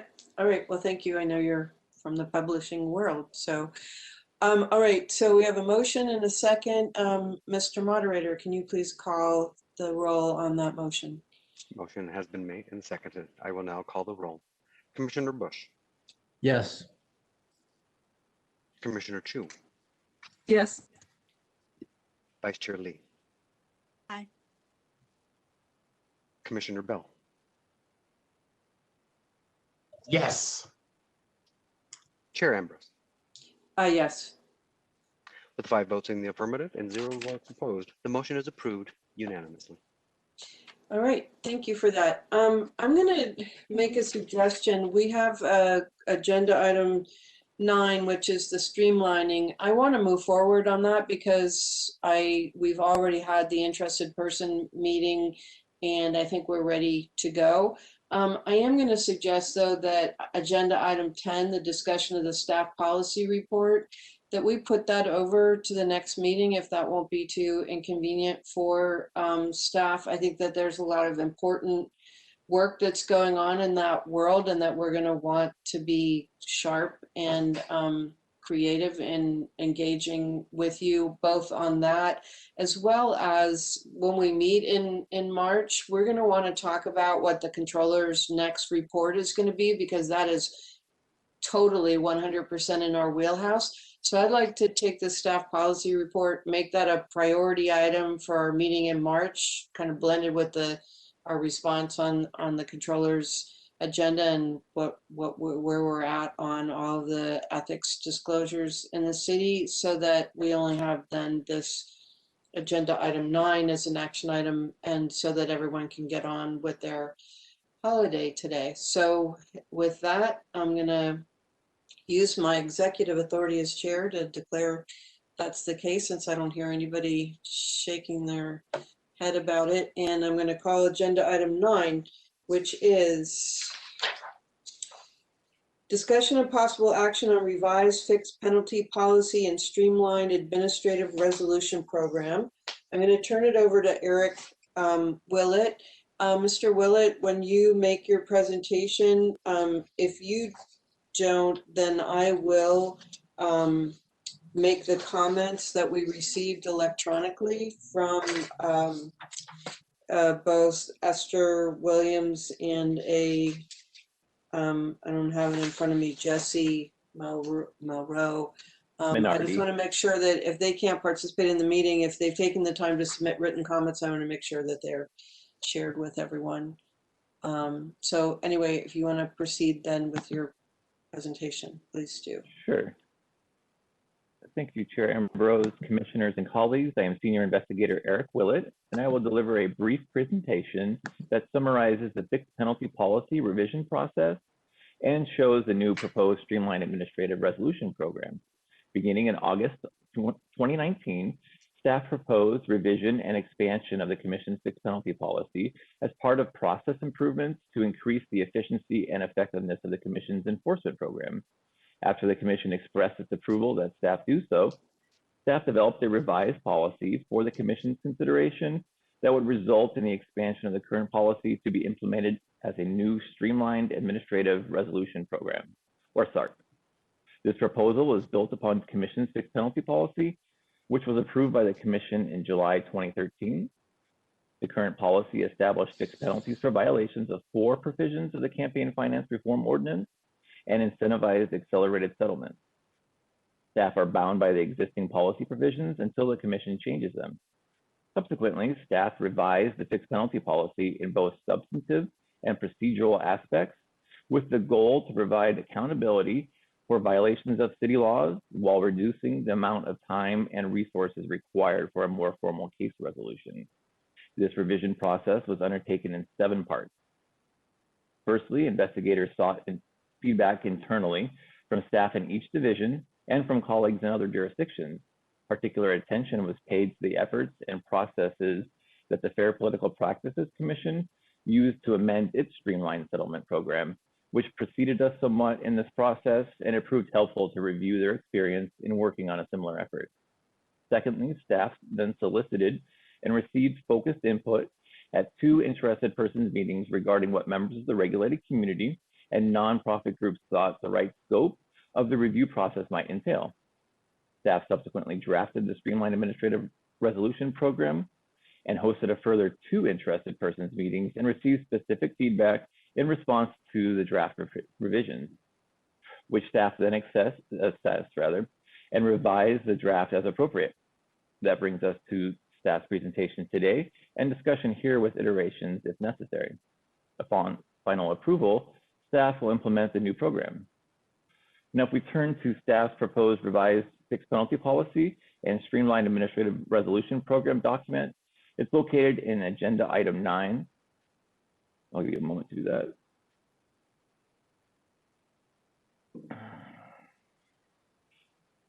On SART pages 1 and 2, staff identified general eligibility guidelines and considerations that provide staff with the flexibility to issue warning letters in lieu of administrative penalties or to exclude a respondent from participating in the program. On SARP Index 1 on pages 3 and 4, staff proposes to expand from 4 provisions of law within CFRO to 41 provisions of law across Articles 1, 2, and 3 in the Campaign and Governmental Conduct Code.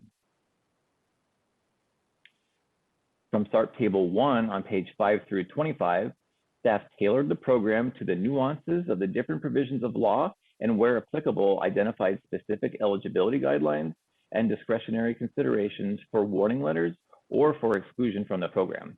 Additionally, staff developed thresholds that are informed by those included within the state's Streamlined Settlement Program, but that reflect data gathered on the activity levels specifically found within San Francisco. In SART Table 2 on pages 26 through 36, staff reassessed the penalty schedule and developed penalty amounts and discretionary modifiers that are informed by those included within the state's Streamlined Settlement Program, but are scaled to reflect data gathered on the activity levels specifically found within San Francisco.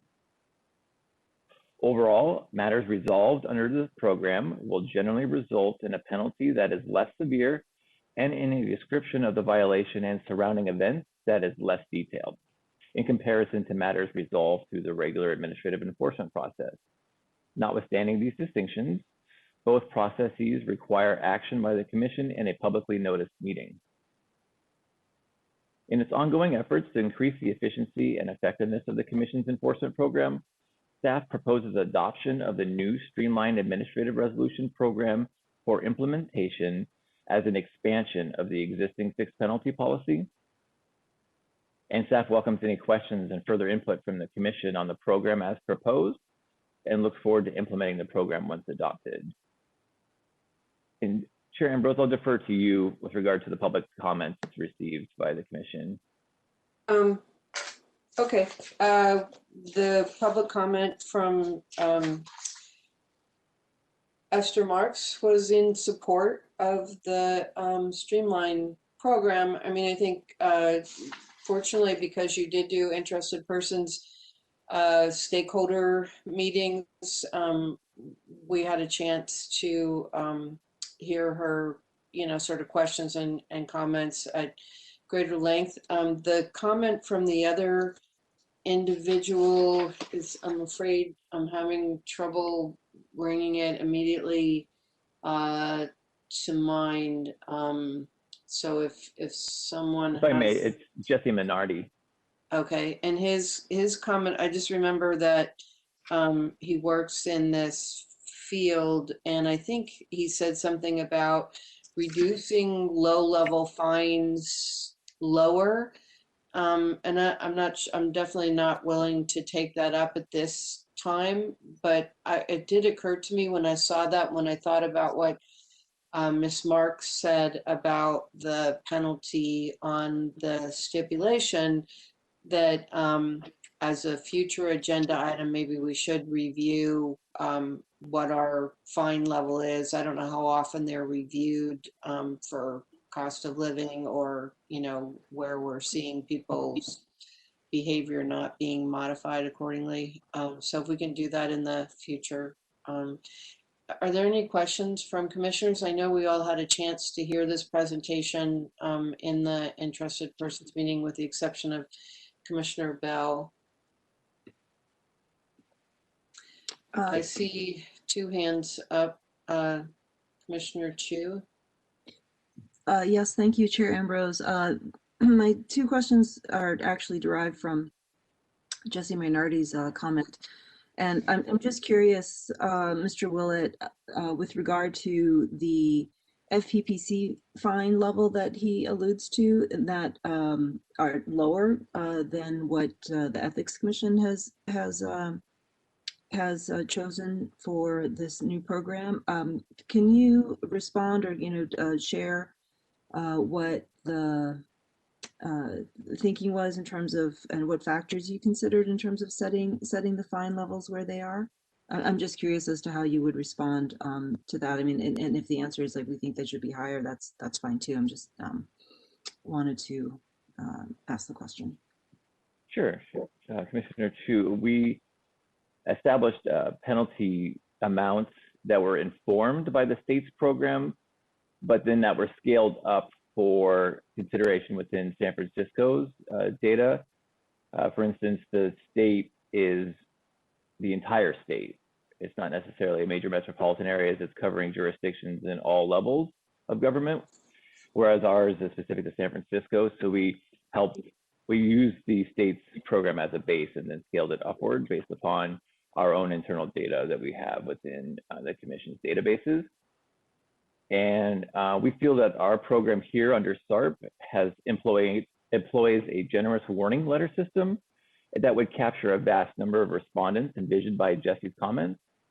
Furthermore, the CEF does not make a distinction between a warning letter and a $100 or $200 financial penalty, whereas a $500 penalty as a starting point reflects the significance between the conduct of a respondent who received a warning letter and one who received a $500 penalty.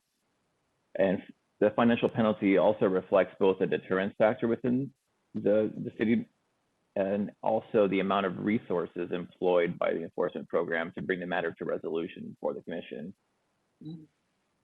Thank you, that's helpful. And then his other comment was an ask that the commission revisit the fine structure on down the road in the future, so that it doesn't remain in place for decades. And have you thought about that? Or is that something that you would want to adopt, just as a practice going forward? Or is it something that you had considered including, but opted not to, in the overall program structure?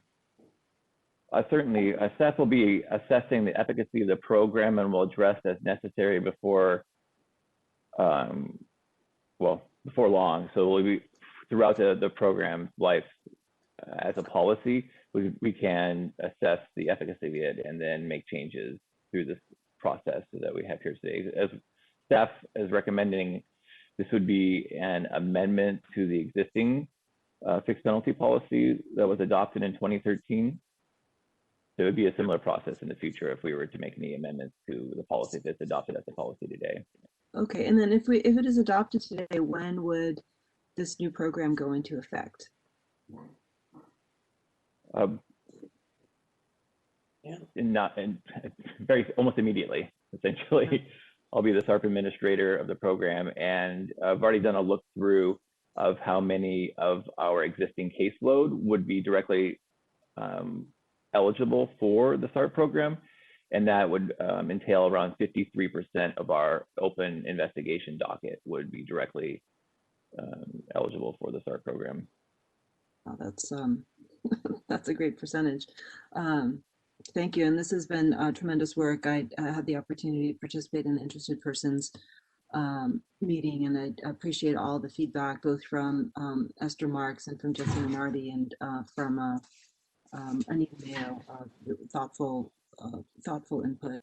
And I think that the product and the proposal are the better for it as well. And thank you to you and to the team for tremendous work. This is a lot, and I think it'll make a big difference both to people who are affected by it, and also in terms of the workload. And 53%, like being able to take that off the plate, will help free up everyone's time to pursue the bigger, meatier, more significant cases. So I think that's a great outcome. Absolutely. Thank you, Commissioner. Yes, I do. I want to thank Jeff and Eric and your team for all your good work on this. I also want to thank Commissioner Chu, because I know in your tenure as the chair that you urged this effort and analysis, and I think we're better for it. So I'm going to make the motion to adopt the, should we call it the SARS program or the Streamlined? Chair Ambrose, Oh, I no, do I'm sorry, we apologize. got to go for public comment, yes. Oh, no, Yeah. Commissioner Bush had his hand up also. Okay, all right, so Commissioner Bush, before we make the motion, or actually we'll have a motion and then we'll ask for public comment. Sorry, I get a little tired after sitting here for a few hours. Go ahead, Commissioner Bush. After 5 hours. We're all tired. I just have some questions about whether or not the this program encompasses two kinds of violations, which I think are significant, and I don't know if they're under a fixed penalty plan. One is independent expenditure committees that accept prohibited contributions. That's an issue that that comes up where people are not allowed to give contributions to candidates, but they give money to an independent expenditure committee that is then dedicated to a candidate. Is that contemplated in the fixed penalty thing, or would that be outside that? I'm not, can you make more clear what illegal activity that you're referring to so that I understand? You're saying if a city contractor is not allowed to give a contribution to a candidate, but they give money to an independent expenditure committee that is organized and states that its purpose is to elect that candidate. But unless someone is going through the records and determining that some of the donors are prohibited from making contributions, it escapes attention. And there have been no enforcement actions on that basis since this law went into effect. So I'm thinking that it may be that if you have a fixed penalty thing, we'll begin to track that better than we have so far. Chair Ambrose, if I may, unless I misunderstand the question, I don't believe the conduct you're describing, Commissioner Bush, is prohibited under local law.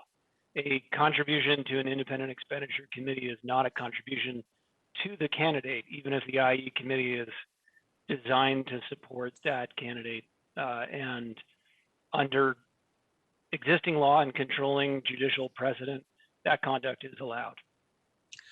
Could you take a closer look at that? Because I believe that it is illegal. That's how I read the existing law. So if I mean, to clarify, I think, is it the case, Eric, that prohibited contractor contributions are included in the list, at least as to candidates? Yes, that's correct. It's number 18 on start page 3. But that's a direct contribution to a candidate, not one that's laundered through a through a IE. Right. I think on Anyway, the legal question that you're asking, we'll have to come back to that, because I did tell the Deputy City Attorney Shen he had to leave early.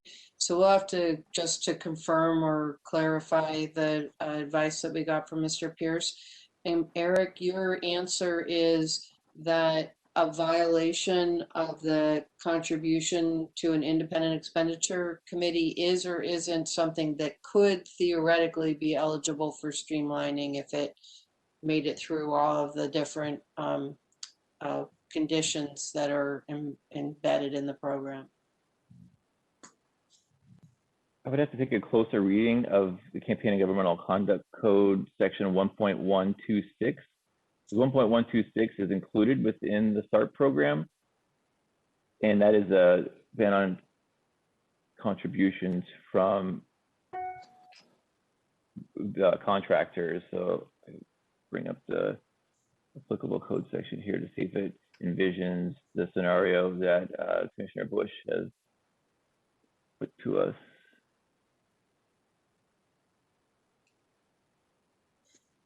One moment. Section 1.126 is a contribution prohibition against contractors doing business with the city. And if the prohibition exists in city law, it only exists in 1.126, and that provision applies only to contributions to candidate committees. So I'm not familiar, Commissioner Bush, with your view of the law, so we'll have to get back to you with some research. It's hard to open up copies of the code at the same time I'm doing this on my screen. Somebody must be able to teach me how to do both at one time, but I don't know it right now. So I will get back to you. But let's just surmise that this is a loophole, in which case, as you have gone through this, I hope you will identify loopholes and present them to the commission for action so that they are no longer loopholes. Because clearly, if PG&E or Recology cannot give money to a candidate, but can give money to the Independent Expenditure Committee for Larry Bush, then that would be a loophole that you would want to close. We'll get back to you, but you may have to take that up with the Supreme Court, Commissioner Bush. Right, I know that. I was going to say that's a substantive. Supreme Court, and I can tell you what my opinion is. Right. So wait a minute.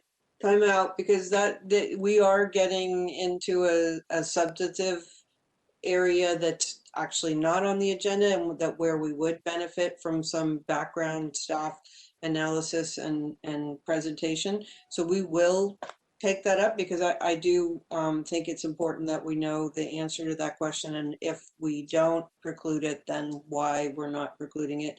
But going back to the Streamline, I think that we are. The Streamline question, I had one other issue. Okay, Streamline, please.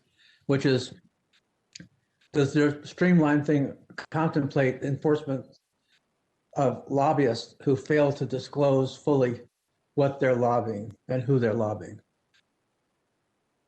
It does, Commissioner Bush. It's under the lobbyist provisions, and on start page 4, it's under the, we in multiple scenarios, like non-filing or a failure to update lobbyist registration records, or I think specifically what you're speaking toward is lobbyist monthly report omissions, or a failure to update on that monthly report of lobbyist contacts and what the items they were contacting the city officials pertain to. And those specifics are envisioned in number 26 of our lobbyist provisions within START.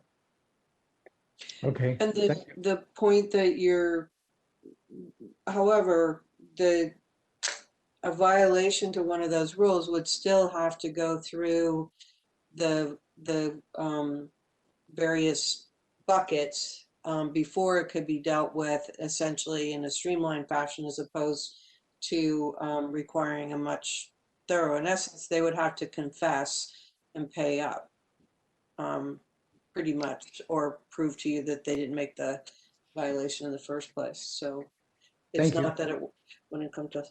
All right, thank you, Commissioner Bush. Are there any other questions for staff before we go to public comment? No, actually, I'm going to have you go ahead, Mr. Moderator, and read the instructions for public comment, and then I'm going to ask someone to make a motion. Madam Chair, we are checking to see if there are callers in the queue. For those already on hold, please continue to wait until the system indicates you have been unmuted. If you have just joined this meeting, we are currently on the public discussion on the motion of agenda item number 9, discussion and possible action on revised fixed penalty policy and streamlined administrative resolution program. If you have not already done so, please press *3 to be added to the public comment queue. You will have 3 minutes to provide your public comment, 6 minutes if you're online with an interpreter. You will hear a bell go off when you have 30 seconds remaining. Please stand by.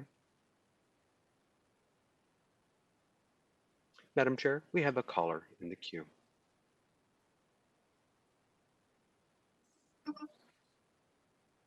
Welcome, caller. Your 3 minutes begins now.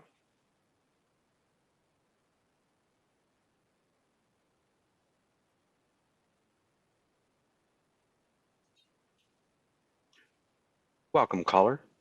Are you there?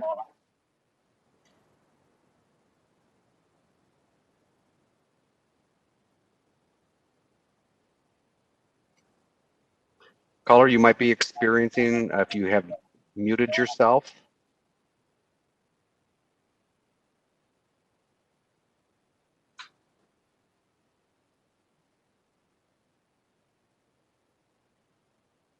Okay, caller, we're going to come back to you. And then because we have a couple of other callers in the queue. Because I see your name and it says that you're speaking, but I cannot hear you. We cannot hear you. Okay, I'm going to put that caller on hold. Please stand by.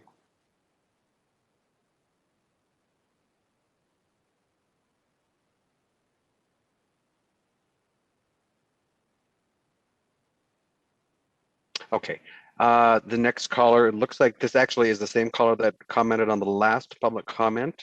She just never undid her raised hand. So we'll see if she.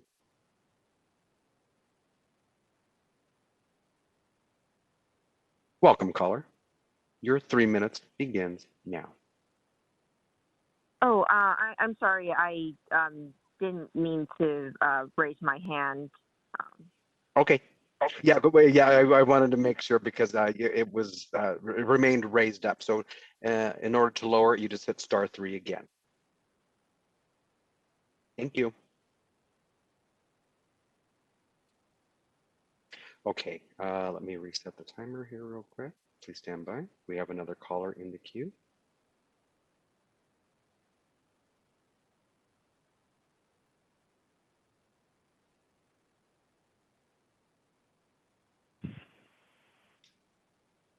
Welcome, caller. Your 3 minutes begins now. Oh, hello. Can you hear me? Yes. Yes. Hi, this is Anita Maya with Pillsbury Winthrop Shaw Pittman, and I believe that the proposed Streamlined Administrative Resolution Program is an improvement over the current program.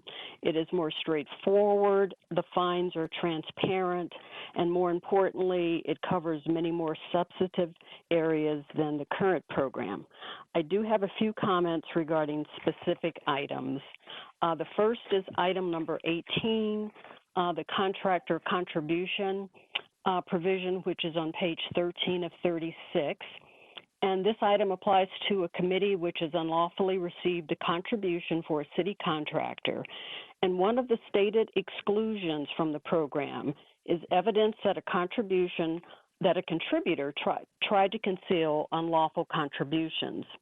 Since the penalty is against the recipient committee, it seems unfair to block the committee from participating in the SARP program due to the bad behavior of the contributor. It would be more appropriate if the exclusionary language provided that the committee tried to conceal the unlawful contributions.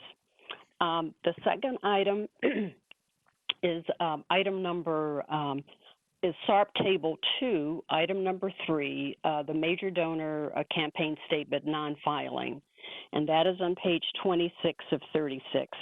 And I just have a technical comment related to columns 3, 4, and 5.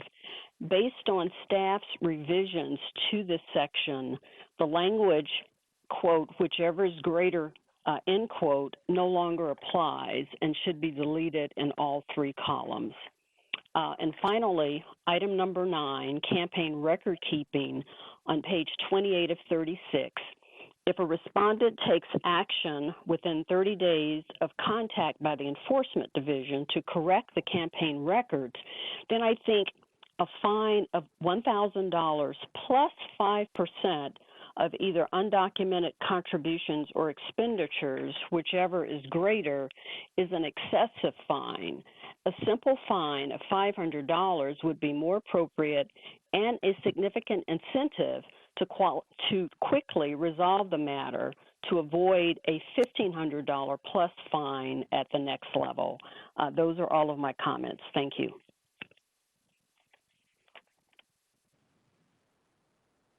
Thank you, caller. All right, that actually, and thank you, Anita. I appreciate you because it looks like you're on here twice. That was a previous caller that we had that we could not hear. So please stand by to see if we have any more callers in the queue.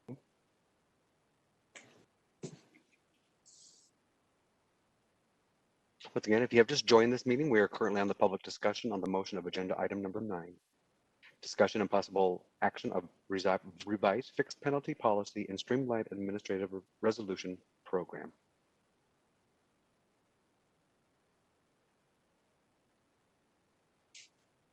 Madam Chair, we have no more callers in the queue. All right, public comment on agenda item number 9 is closed. I do want to ask staff regarding the notes that our last caller had. I'm assuming that, I think it was item 22, that those what sounded like technical corrections or things that staff can make on their own initiative. Regarding the other 2 items, I'm prepared to go with the staff recommendation, but if there are any comments by staff or any questions from commissioners about those 2 suggestions that the caller had, I will entertain them. I'm happy to provide a couple of responses if that would be helpful. Ms. Mayo Sure. Yeah, Ms. Mayo raised that first of her concerns at one of the interested persons meetings. And the conversation that we had at that time was that the provision of law at issue there provides liability both for the contributor and for the committee.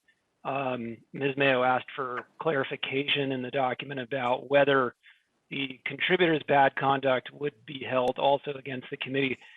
We didn't include clarifying language in the document itself, but we would intend in implementation not to hold against the committee bad conduct on the part of the contributor. So we hope that by implementation we'll be able to address Ms. Mayo's concern.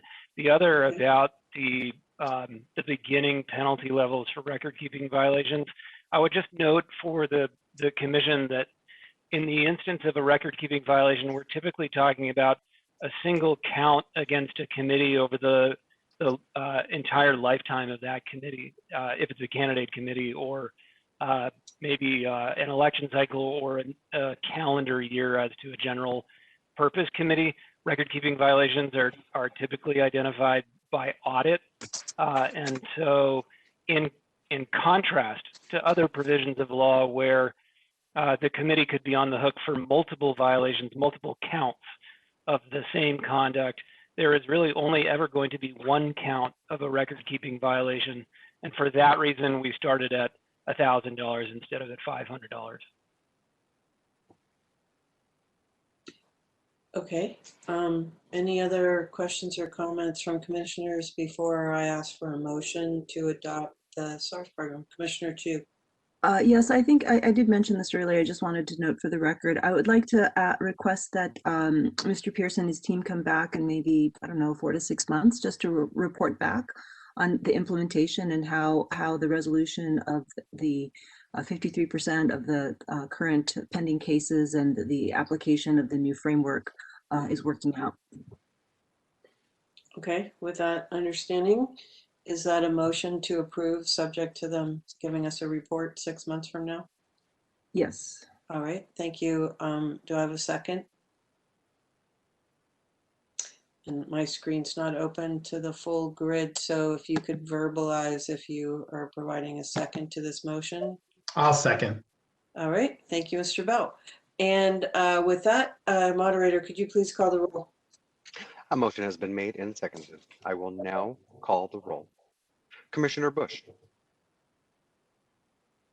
You might be unmuted, Commissioner Bush. I am no longer muted. Yes. There you go. Commissioner Chu. Aye. Vice Chair Lee. Aye. Commissioner Bell. Yes.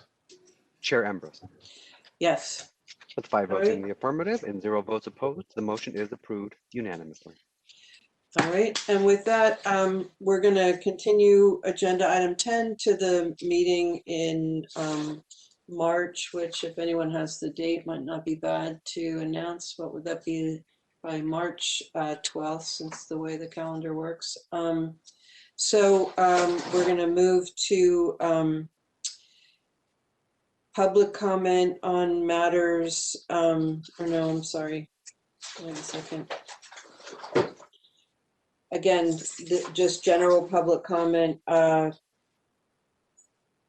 public comment on matters not on the agenda. Are we skipping agenda item number 11, the executive director's report? I'm sorry. I guess I looked, and when I looked, I didn't see that there was an executive director's report on my agenda. What happened to? I Yes, thought because of the budget. Item number 10 was a discussion of staff policy, which we postponed. And then item number 11. I'm going to ask the executive director how I really was going to try hard to get us all out of here in 4 hours. I don't know how everyone's doing, but I'm going to ask the executive director if you're going to proceed with that item, if you can give us the fast talking version of that, that would be much appreciated. Because then that would leave us with just essentially the final public comment and adjournment. Thank you, Chair. As you know, fast talking can be my specialty, but there are only really 3 brief items here. First, again, just acknowledging and welcoming Commissioner Bell on his appointment. I was able to reach out and provide some background information, and the staff and I are looking forward to setting up a series of informational sessions to enable Commissioner Bell to get to know the staff and our operations a bit better in the coming days. So just want to formally welcome you on behalf of all the staff. Secondly, we do have our 5 positions that we talked about earlier. They're in recruitment. They're either in or about to be in the interview phase across the board. So we've made very, very good progress on that and look forward to having more reports for you next month. And then lastly, I'm with very mixed emotion, mostly sad to report that Thomas McLean, who's one of our senior investigators for the last 3 years, who has been on disaster service work assignment over the last nearly year, has been offered a position full-time with the Human Services Agency for the city, continuing on doing his DSW work. His first day with them was this past Monday, so we very much wish him the best, but also are sad to see him go, but know that his expertise and his skills are going to be well used by the city going forward. That's all I wanted to report. Oh, it's a big loss for the commission, but I wish Tommy all the best, and I know he's going to make a huge impact just like he did here. But yeah, I'm very sad that he's no longer with the commission. But if you see him, please pass along my thanks to him for his stellar work. Thank you, and also I think we all extend our welcome to Commissioner Bell. Thank you very much for joining us. Okay, we need to ask for public comment on this item because that's what we do. So moderator, if you could please ask for public comment.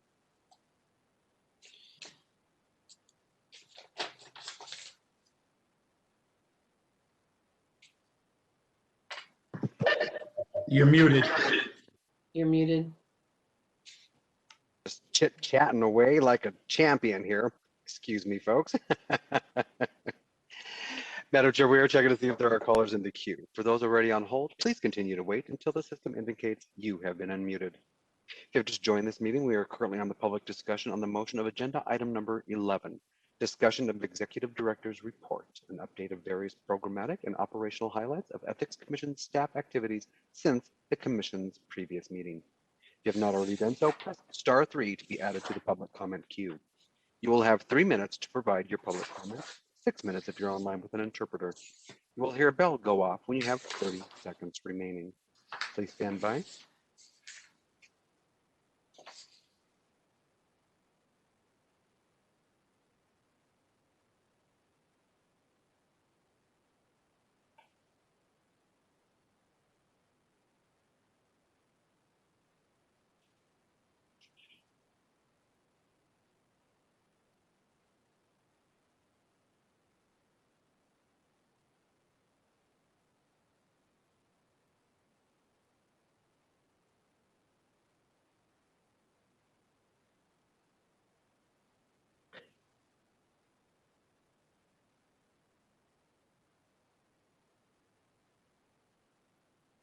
Madam Chair, there are no callers in the queue.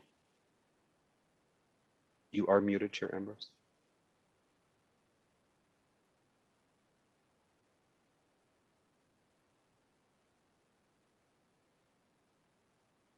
You are muted, Chair Ambrose. Oh, sorry. There we go. I'm sorry. What I was trying to say is that if, unless a commissioner actually has an item that they want to propose for a future meeting, we could just take this item off the calendar and then we don't have to wait while we ask for public comment when there won't be any. So unless I see somebody's hand go up and they want to put something on the calendar, I'm going to just take this off calendar. And I see two hands up because of maybe Commissioner Bush, your hand is up. Please go ahead.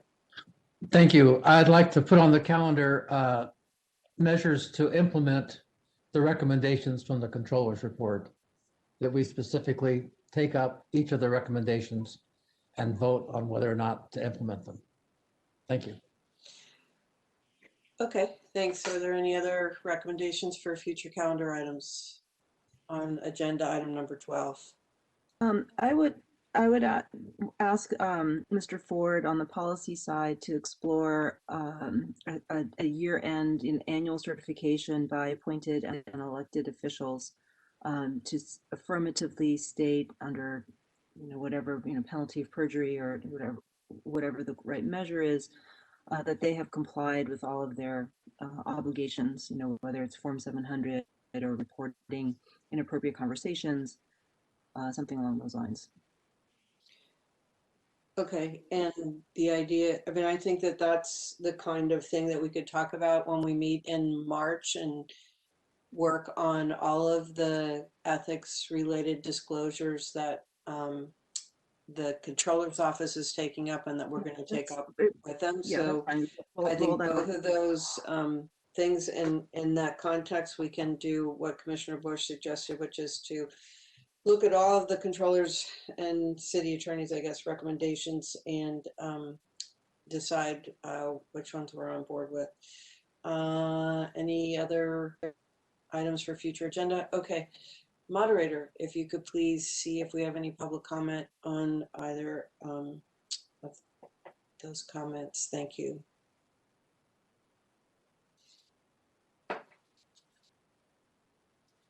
You're muted, Ron. Okay, here we go. We are checking to see if there are callers in the queue. For those already on hold, please continue to wait until the system indicates you have been unmuted. If you have just joined this meeting, we are currently on the public discussion on the motion of agenda item number 12, discussion and possible action on items for future meetings. If you have not already done so, please press *3 to be added to the public comment queue. You will have 3 minutes to provide your public comment, 6 minutes if you're online with an interpreter. You will hear a bell go off when you have 30 seconds remaining. Please stand by.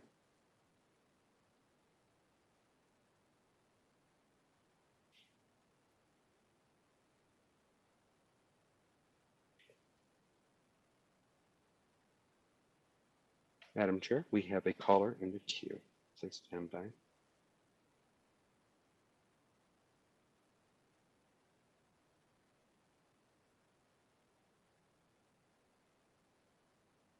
Welcome. Commissioners, what I want to state is that the Ethics Commission plays an important role to see that this city has some standards. Right now, the situation is very dangerous. It's affecting contracts. It's affecting essential workers. It's affecting all the city departments. More so because of the pandemic. City Hall is closed. And the city departments have been creating their own way of operating whatever they operate. And what the Ethics Commission must realize is the most vulnerable are our elders. The most vulnerable are our children, our students. Our most vulnerable are small businesses that y'all alluded to in a general way. And the Ethics Commission has a role to play. So don't be bullied by the mayor, and don't be bullied by some programs such as racial equity. I would say racial equity can be challenged by Title VI. What about the Native Americans? What about Latinx? What about the Pacific Islanders? What about the Asians? And I can go on. So this city is getting into areas in a pandemic where they're taking money from the sheriff's department, from the San Francisco Police Department, and that's wrong. So the Ethics Commission, you commissioners must stand up and be the guiding light. The mayor's office is corrupt. Thank you very much. Thank you, caller.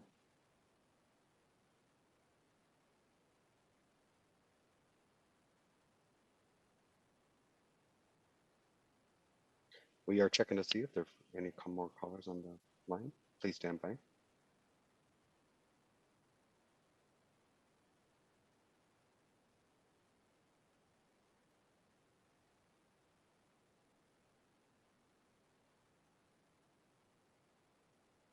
Madam Chair, there are no more callers in the queue. Let me unmute you. Now. You are unmuted. You are unmuted now. Okay, I'm closing public comment on agenda item number 12, and I am required to call agenda item number 13, which is our standard additional opportunity for public comment on matters appearing or not appearing on the agenda pursuant to Ethics Commission Bylaws, Article 7, Section 2. If any member of the public intend to offer public comment for this item, they should dial in now and enter *3 to be added to the public comment queue. I don't know if there's, I guess, Mr. Moderator, if you could see if there are any commenters in the queue. Madam Chair, we are checking to see if there are callers in the queue. For those already on hold, please continue to wait until the system indicates you have been unmuted. If you just joined this meeting, we are currently on the public discussion on the motion of agenda item number 13. Additional opportunity for public comment on matters appearing or not appearing on the agenda pursuant to the Ethics Commission Bylaws, Article 7, Section 2. If you've not already done so, please press *3 to be added to the public comment queue. You will have 3 minutes to provide your public comment, 6 minutes if you're online with an interpreter. You'll hear a bell go off when you have 30 seconds remaining. Please stand by.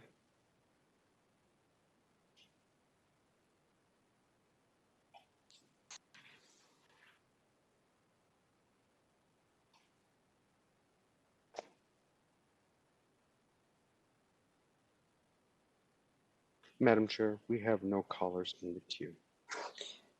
All right, thank you. Public comment on item 13 is closed, and now I will call agenda item 14, which is adjournment.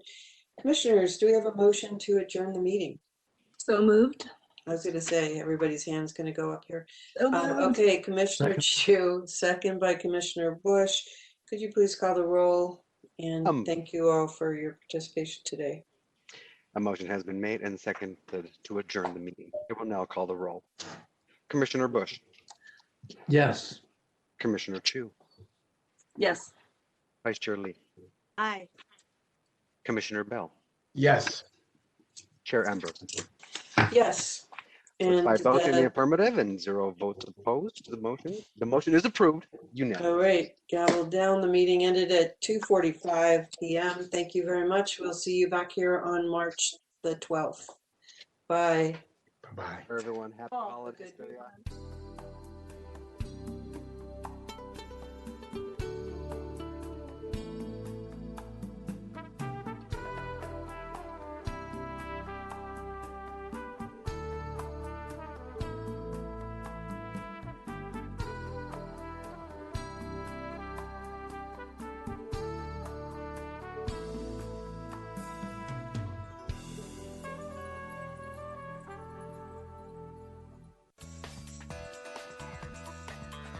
SF Gov TV.